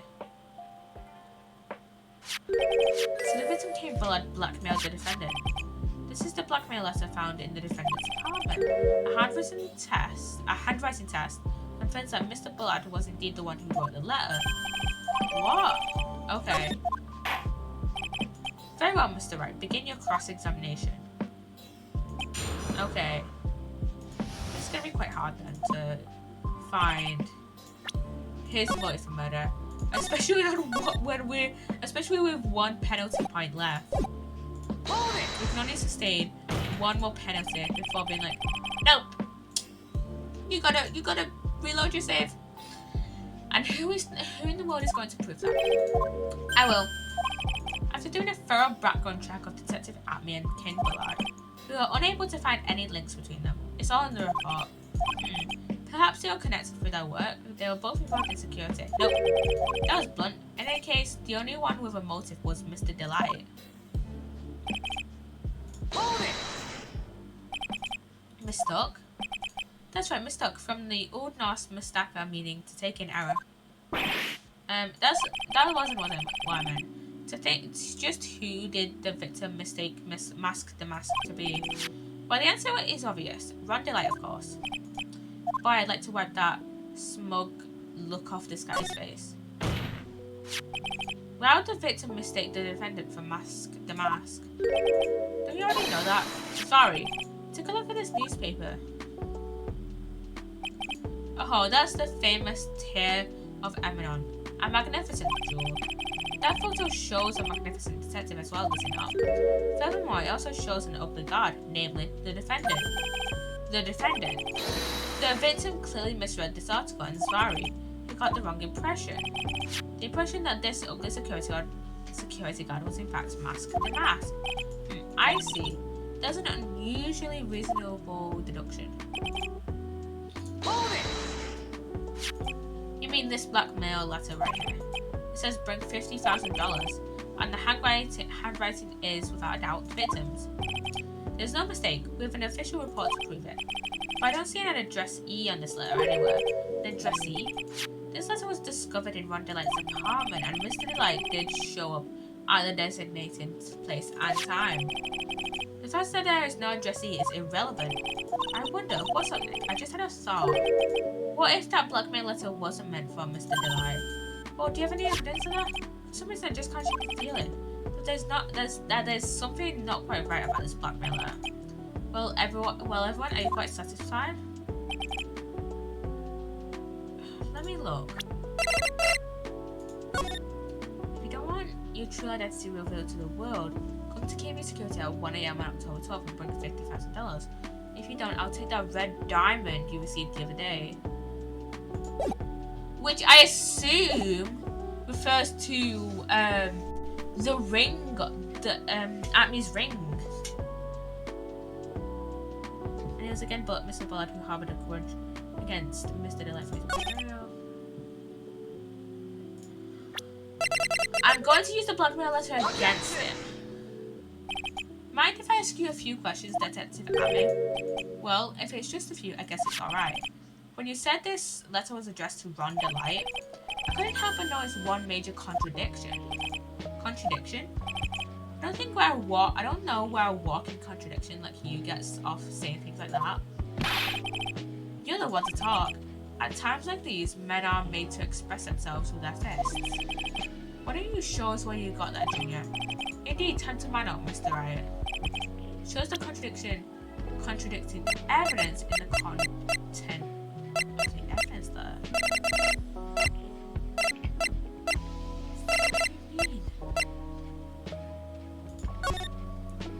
Deliver a diamond that you received the other day instead.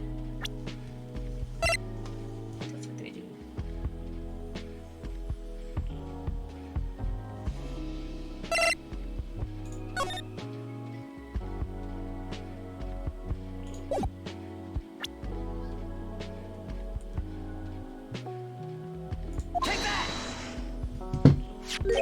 Take a good look at this newspaper clipping.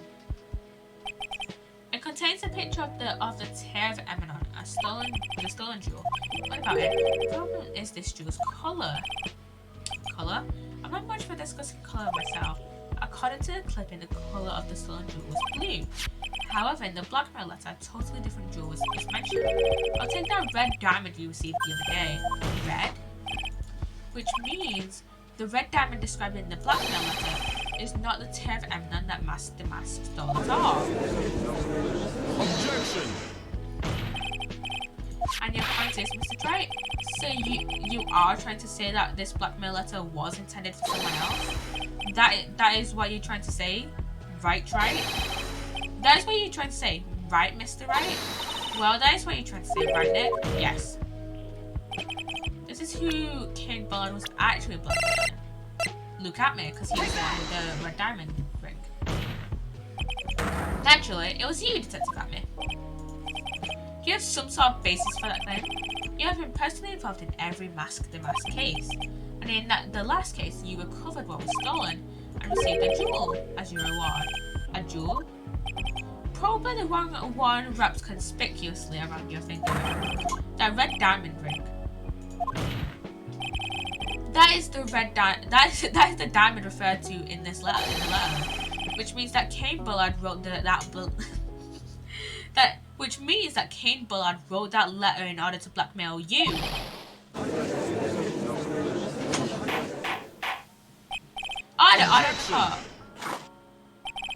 It seems you've gotten too far with your childish pranks, Mr. Wright. But you know that I'm right. Uh-oh, I don't like the way he said that. Cain Bullard blackmailing Luke at me. Are you for real? Yes, I am. Nick, come on, stand up to him. And answer me this. The blackmail letter contains the following passage. If you don't want your identity revealed to the world, yes, it certainly does. Cain Bullard threatened to make Luke Atme's identity public knowledge, an identity he wanted to keep secret. So, just what was that identity? DeMasque. I mean, killed Cain Bullard because he was afraid of his secret becoming known. What was that? Yeah, secret. This is what it all comes down to, Nick. The identity that. Wait. Is it DeMasque? No, it's not DeMasque. For some reason. Luke was a blackmailer. Objection! Hey now, isn't that a little different from what you've been saying? You said that Cain Bullard was the one blackmailing Luke Atme. Are you saying that Atme was blackmailing someone else on top of that? You have to admit that does sound a little odd. It's not odd. It's the only thing that makes any sense. Cain Bullard was blackmailing Luke Atme. But Ron Delight was also being blackmailed by someone. Oh shit, yeah, so did you start receiving blackmail letters after this incident? Yes, just a few days after the Tears of Eminon heist. After that, I started getting the plans in the mail. I received plans from some very kind person, incredibly detailed plans. Detailed plans? In which case, that would mean that Ron Delight was actually Master DeMasque. That is what we are claiming. Someone else came up with the plans and had Mr. Delight steal his targets far in. And that someone was none other than Luke Atme. Shh. Silence! Now I see. It's all becoming clear. What is? When you were in grade school, you received the same report card every year. Careless with a tendency to jump to conclusions. Am I wrong? How did you...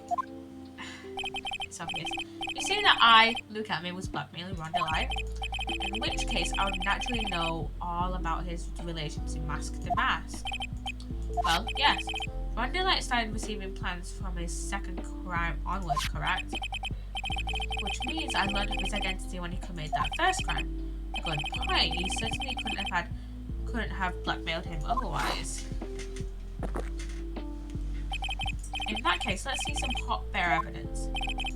During the first crime, how did Luke Atme know that Ron Delight was DeMasque? I'm going to present a newspaper clipping, because that's the only relation we have between Ron Delight, Luke Atme, and the Terror of Unknown Crime. Take that! I think I see it. See what? When you were in grade school, you received the same report card every year. That since it lots of mischief trying to be a center of attention. What do you mean? This newspaper clipping. There's a picture of you and Ron Delight in his wrong guard uniform. It seems that Master DeMasque didn't just disappear into thin air. He just took off his outfit and hid it in a bucket. That sounds far too stupid to be true. Correct. With tricks like that, he couldn't fool a baby, let alone an ace detective. And that's when you figured it out, Mr. Atme. That's when you learned that under his mask, Master DeMasque was actually really Ron Delight. Was he supposed to be Master DeMasque? Not only that, it looks like he wasn't even an ace detective.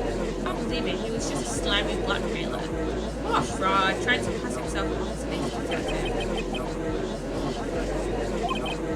Why you? How dare you expose me like that? Why, I mean, I've never blackmailed anyone in my life. I'm a famous and proud ace detective and also Master DeMasque. Why can't you understand that? I'm afraid you are neither a proud thief nor an ace detective. You're a blackmailer and a murderer. That is your true identity. Why? How dare you even dare to say that? Worst parts of ace detective. These cases that you can't properly read, these text boxes that you can't properly read because they just go by way too fast. It's enough to make one laugh.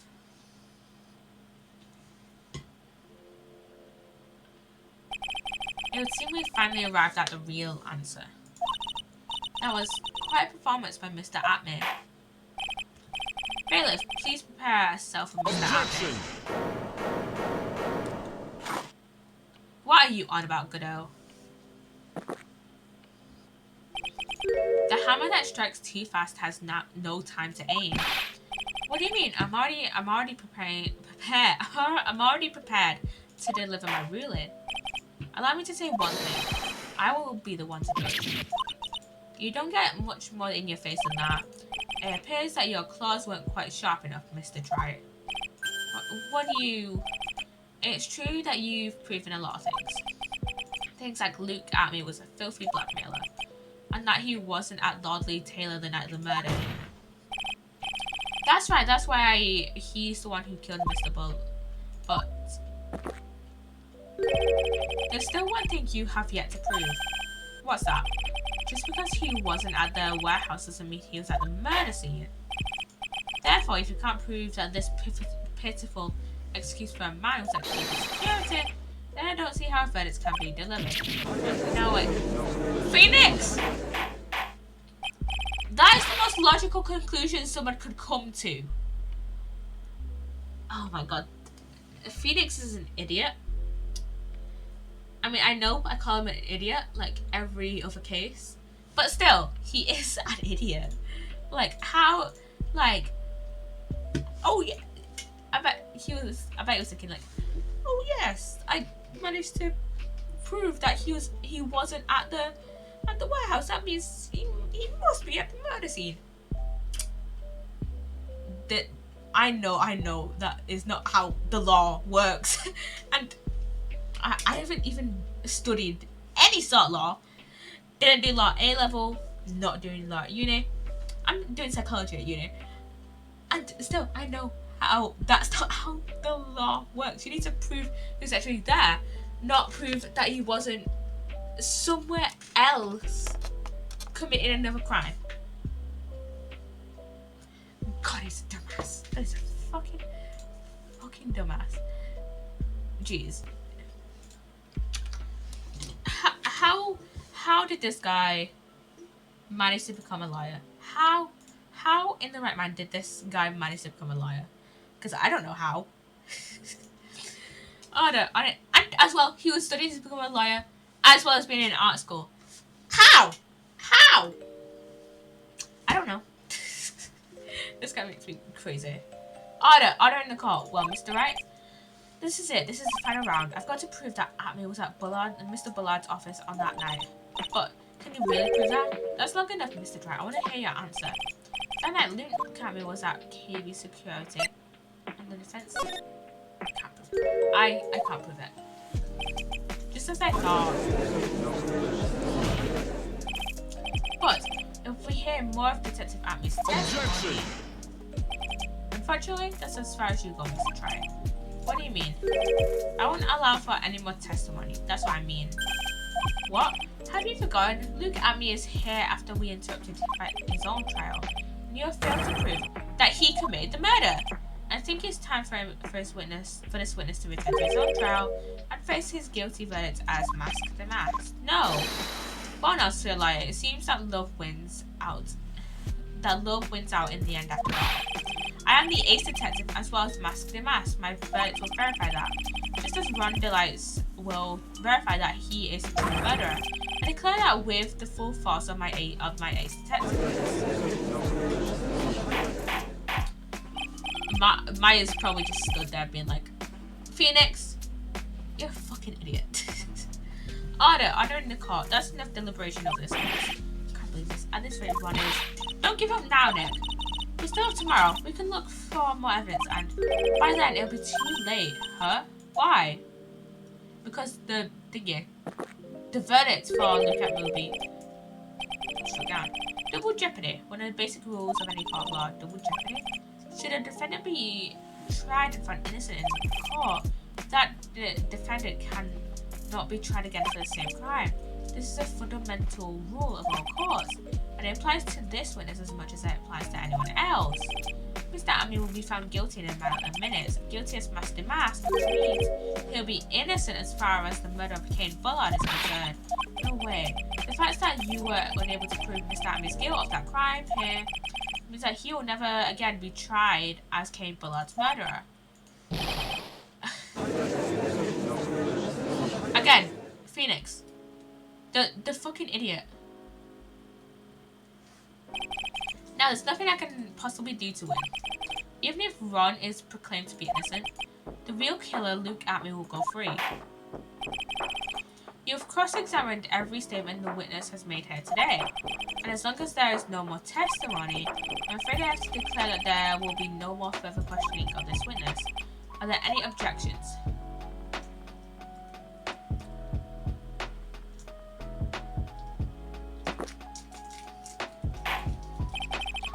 I hereby end the cross-examination of Luke Atme. Objection! I think I see it. Your Honor, when you were a child, this is what was on your report card every year. Has poor hearing and often makes mistakes as a result.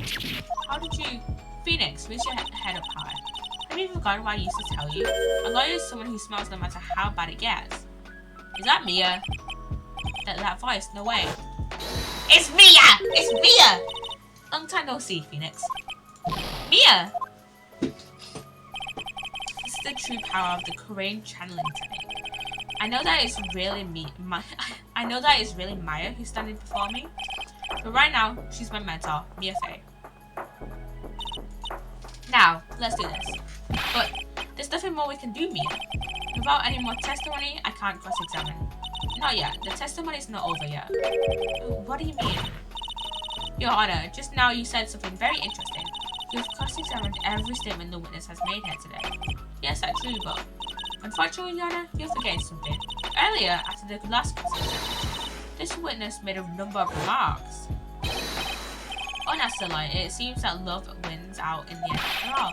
I am the ace detective as well as DeMasque. My verdict will verify that. Just as Ronda Lights will verify that he is a true murderer. Declare that with the full force of my ace detectiveness. But also, the innocence of Luke Atme doesn't necessarily prove the guiltiness of Ron Delight. Because the thing is, Ron said that he saw someone. There could have just been another person in there if, hypothetically, it's not Luke Atme. Which, we all know that it was Luke Atme who actually killed Kate Bullard. Yes, but these comments appear to have no importance whatsoever. Very well, then we shall prove their importance via cross-examination. At any rate, as long as the witness has made these remarks, we, the defence, assert our rights to question them. Is that alright with you, prosecutor? Is something the matter, Mr. Godot?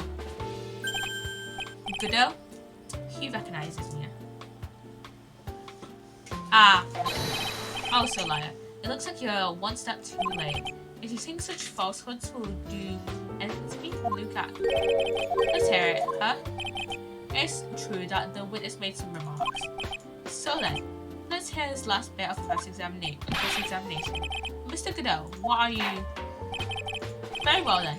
Mr. Luke Atme, I'm going to allow the defence to cross-examine your earlier remarks. The defence would like to hear why you declared the defendant to be the true murderer. So please, give us one last bit of testimony. Phoenix, this is it. This is our absolute last chance. Yes, Chief.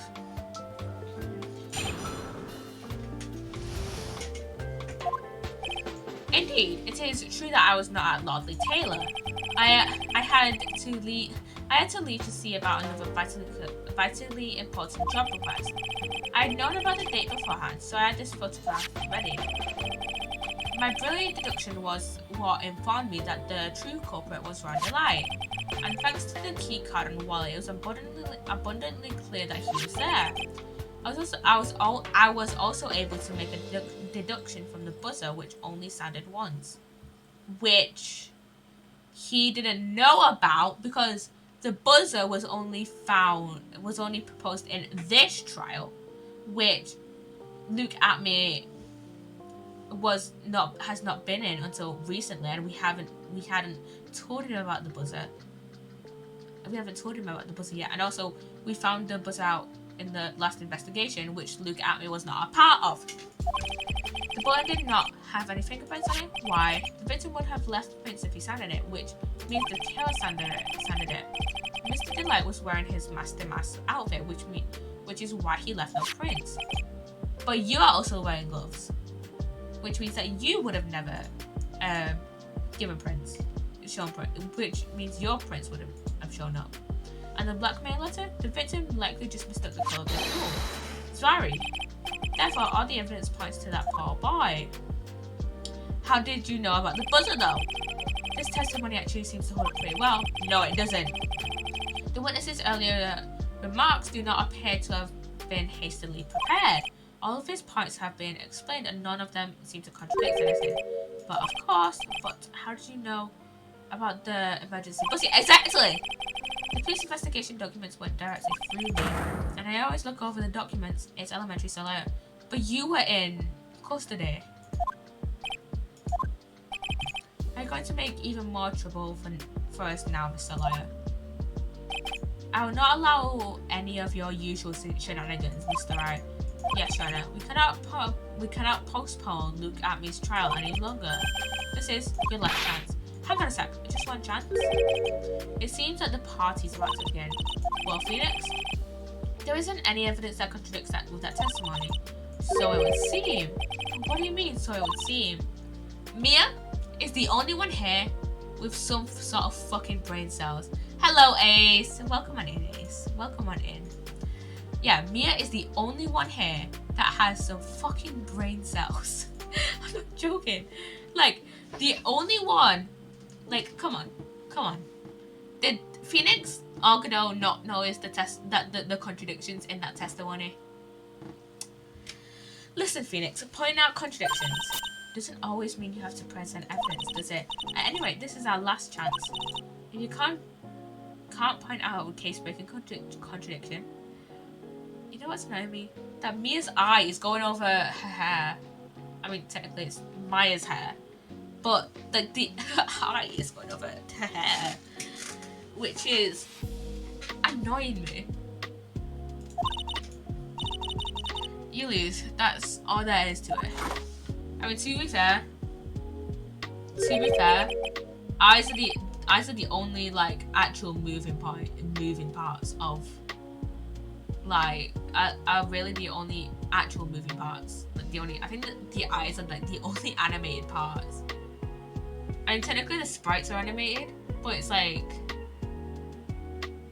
animated like the eyes are in like a different frames per second than the whole sprite. How are you? I'm doing well. I'm doing pretty good, Ace. How are you doing today, Ace? How are you doing? Cup number 17, the last cup. It seems like the time has come to put an end to this trial. I'm okay. I have to find a fatal contradiction in this testimony, and I need to point it out without presenting evidence, which means all I can do is find the contradictory remark and press it. Remember, you only get one chance. Very well then, Mr. Wright, please begin your final cross-examination. Final one.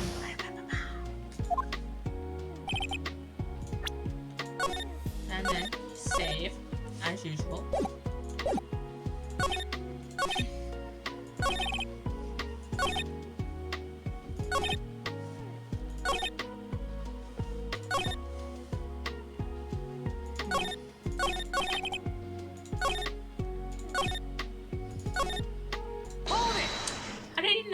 Buzzer. I didn't know about the buzzer. Mr. Army, about this last Objection!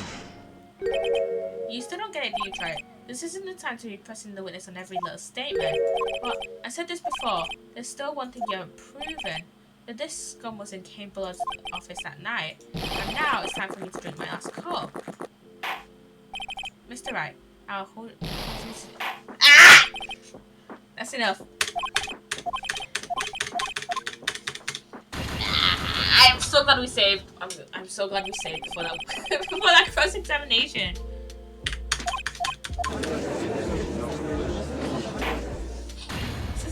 This is the second time we've lost this case.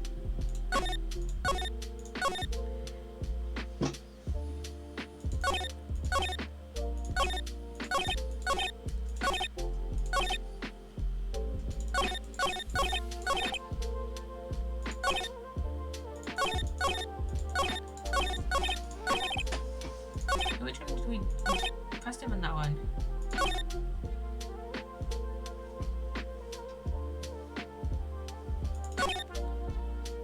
Hold it! Mr. Amit. Objection!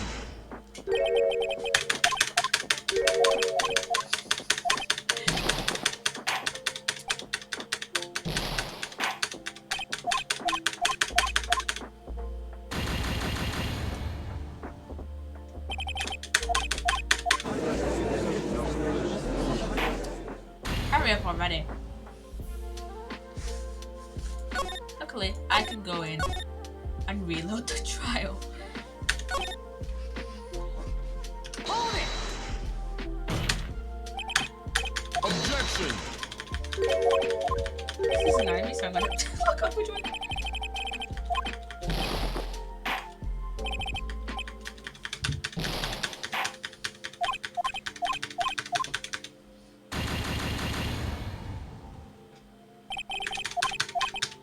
We do not speak of how many times I have failed this trial. We do not speak of it. We do not speak of it whatsoever. Okay.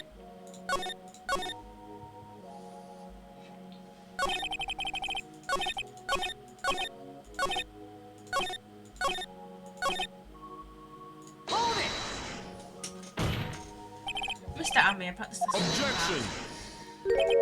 He's still. Ah! I'm afraid you're the one who still doesn't get it, Mr. Godot. Oh, what?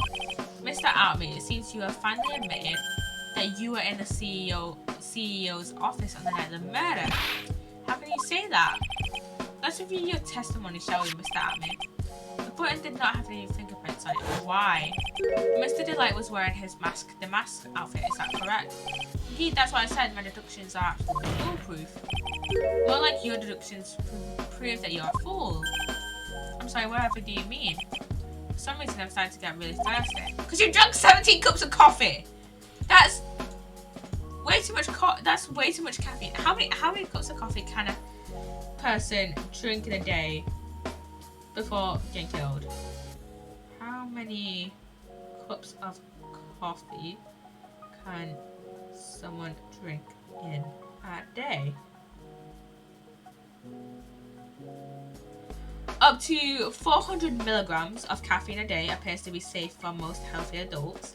That's roughly the amount of caffeine in 4 cups of coffee, 10 cans of cola, or 2 energy shot drinks. Keep in mind that the actual caffeine content in the beverages varies widely, especially on energy drinks. How is Godot alive? This is something that I will question, especially when we get like into the later cases. But how is Godot alive? How? I don't know. I don't know how he is alive, but he just is.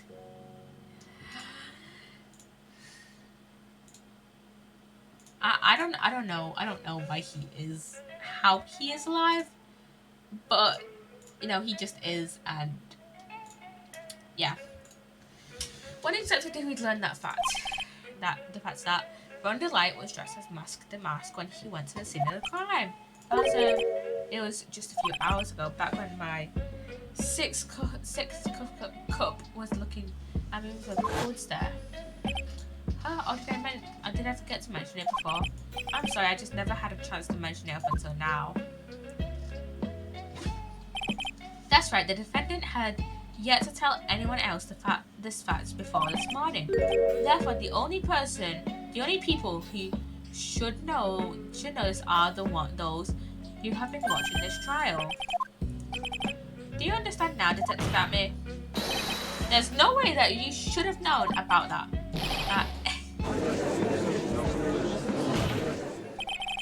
You were in the next courtroom being tried as DeMasque. So then enlighten us, just how did you know about that piece of information? Objection! Well, come on, this detective must have known about it. He probably had plenty of chances to find out beforehand. And it's those chances that I want to discuss next. That night, Mr. Delight was wearing his DeMasque outfit.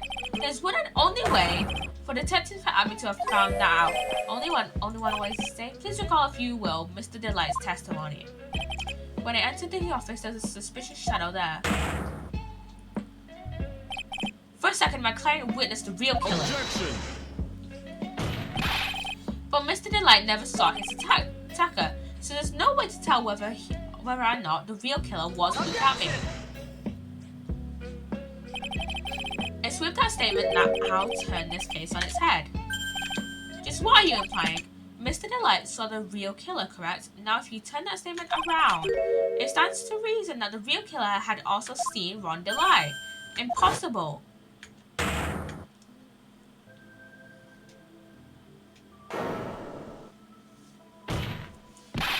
Detective Atman, you saw DeMasque at the murder scene that night. You saw him when you killed Kane Bullard and assaulted Ron Delight. That was the only way you could have known what Ron was wearing.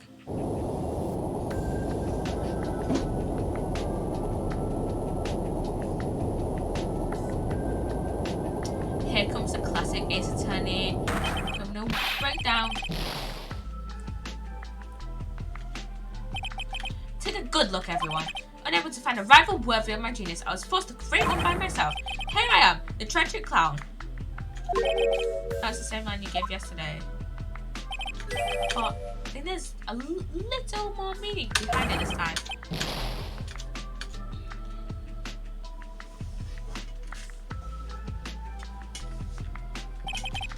awfully complicated incident.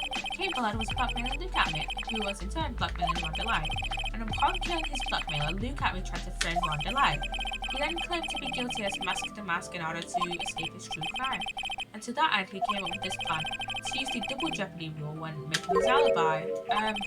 Anyway, it would seem we finally found the truth. Excuse me. I came perilously close to besmirching the record of an innocent young man, besmirching him with the title of murderer. Don't ignore me! Oh, I didn't realise you were there. Why wouldn't he be? About the verdict, I know. He never committed any murder. That's right, I'm so glad you understand that. But I really am DeMasque, huh? So thanks to that trial yesterday, I'm innocent now. What was it you said? Double jeopardy?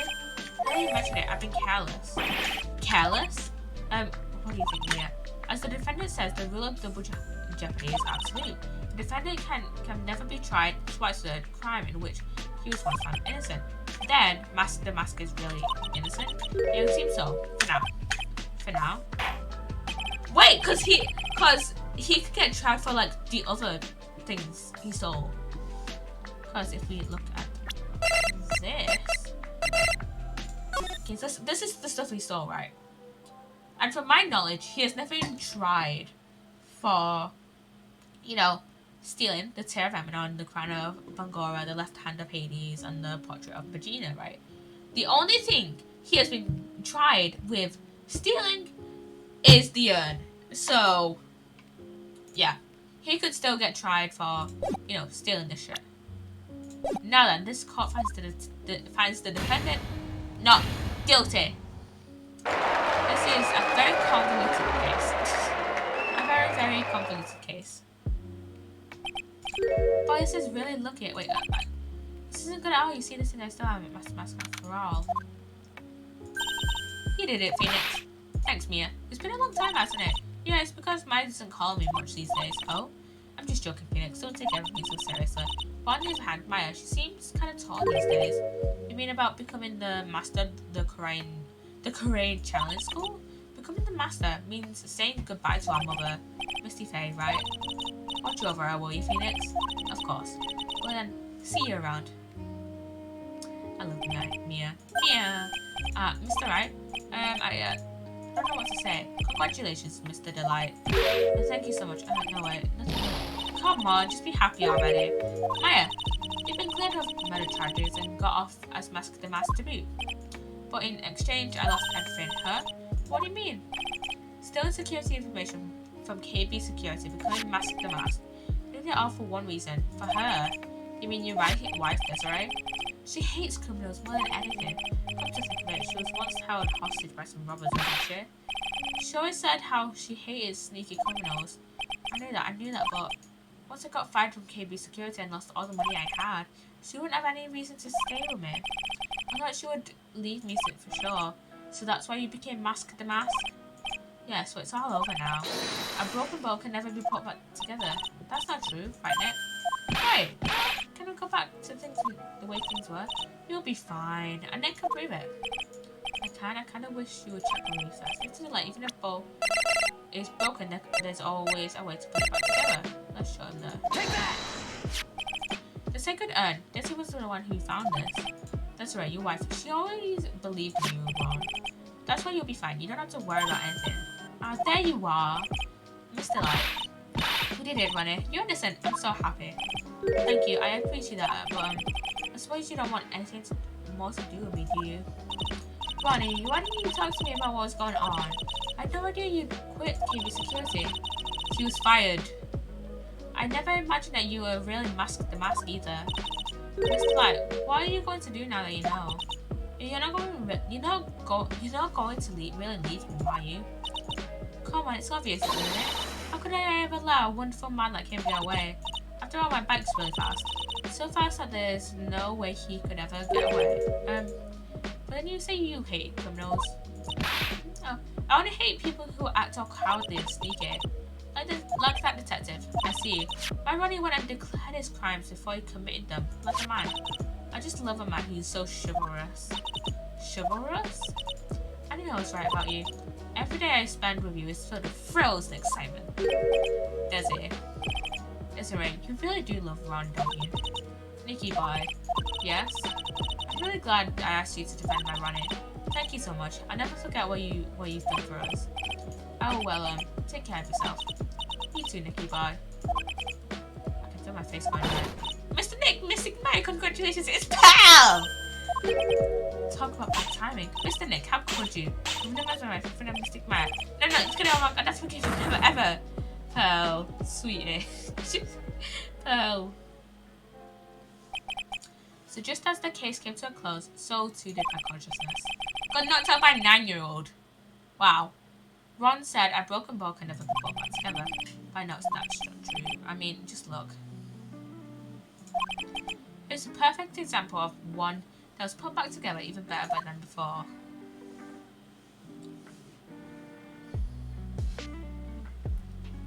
And that is the end of the stolen turnabout. And our next episode is Recipe for Turnabout.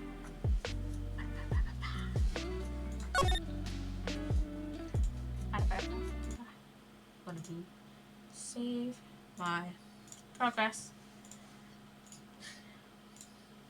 Yeah, that was quite a fun case, despite the fact that it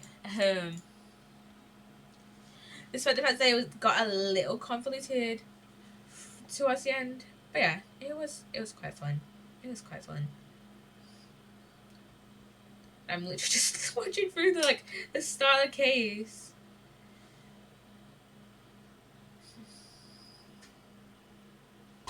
Literally just looking for the start of the case. I'm gonna start the recipe for turnabout because I have to wait until it comes up with my build. Before it lets me go to the options menu. So yeah, recipe for turnabout. It is recipe for turnabout. I think I really liked recipe for turnabout. It was quite a funny case, like a weird case. Recipe for turnabout was a weird case, but I think I remember liking it. Like I don't think I ever disliked it.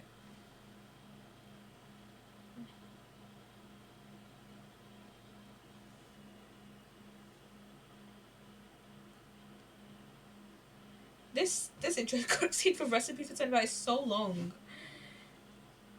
Just please let me go to the options menu, please. There we go. Options. No, save. Title screen. Yes. Yep. I hope you guys enjoyed this stream as much as I have. Let's see who is live on Twitch. Who is playing? Let's see who is playing East. If I can spell it. Ace Attorney Trilogy. Let's see who's... Let me mute this. Let me mute this.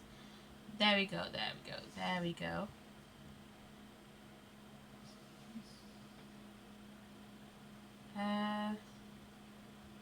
Let's see.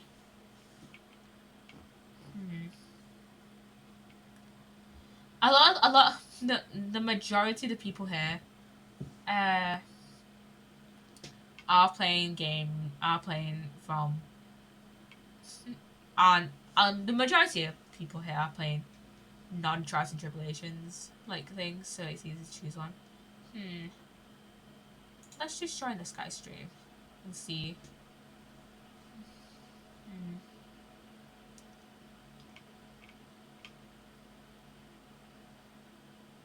Let's see. I'm just waiting for the ad to finish.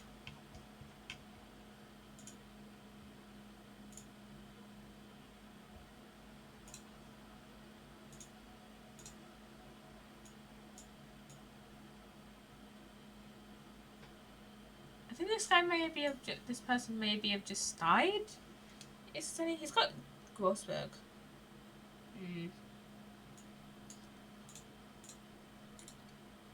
Let's see.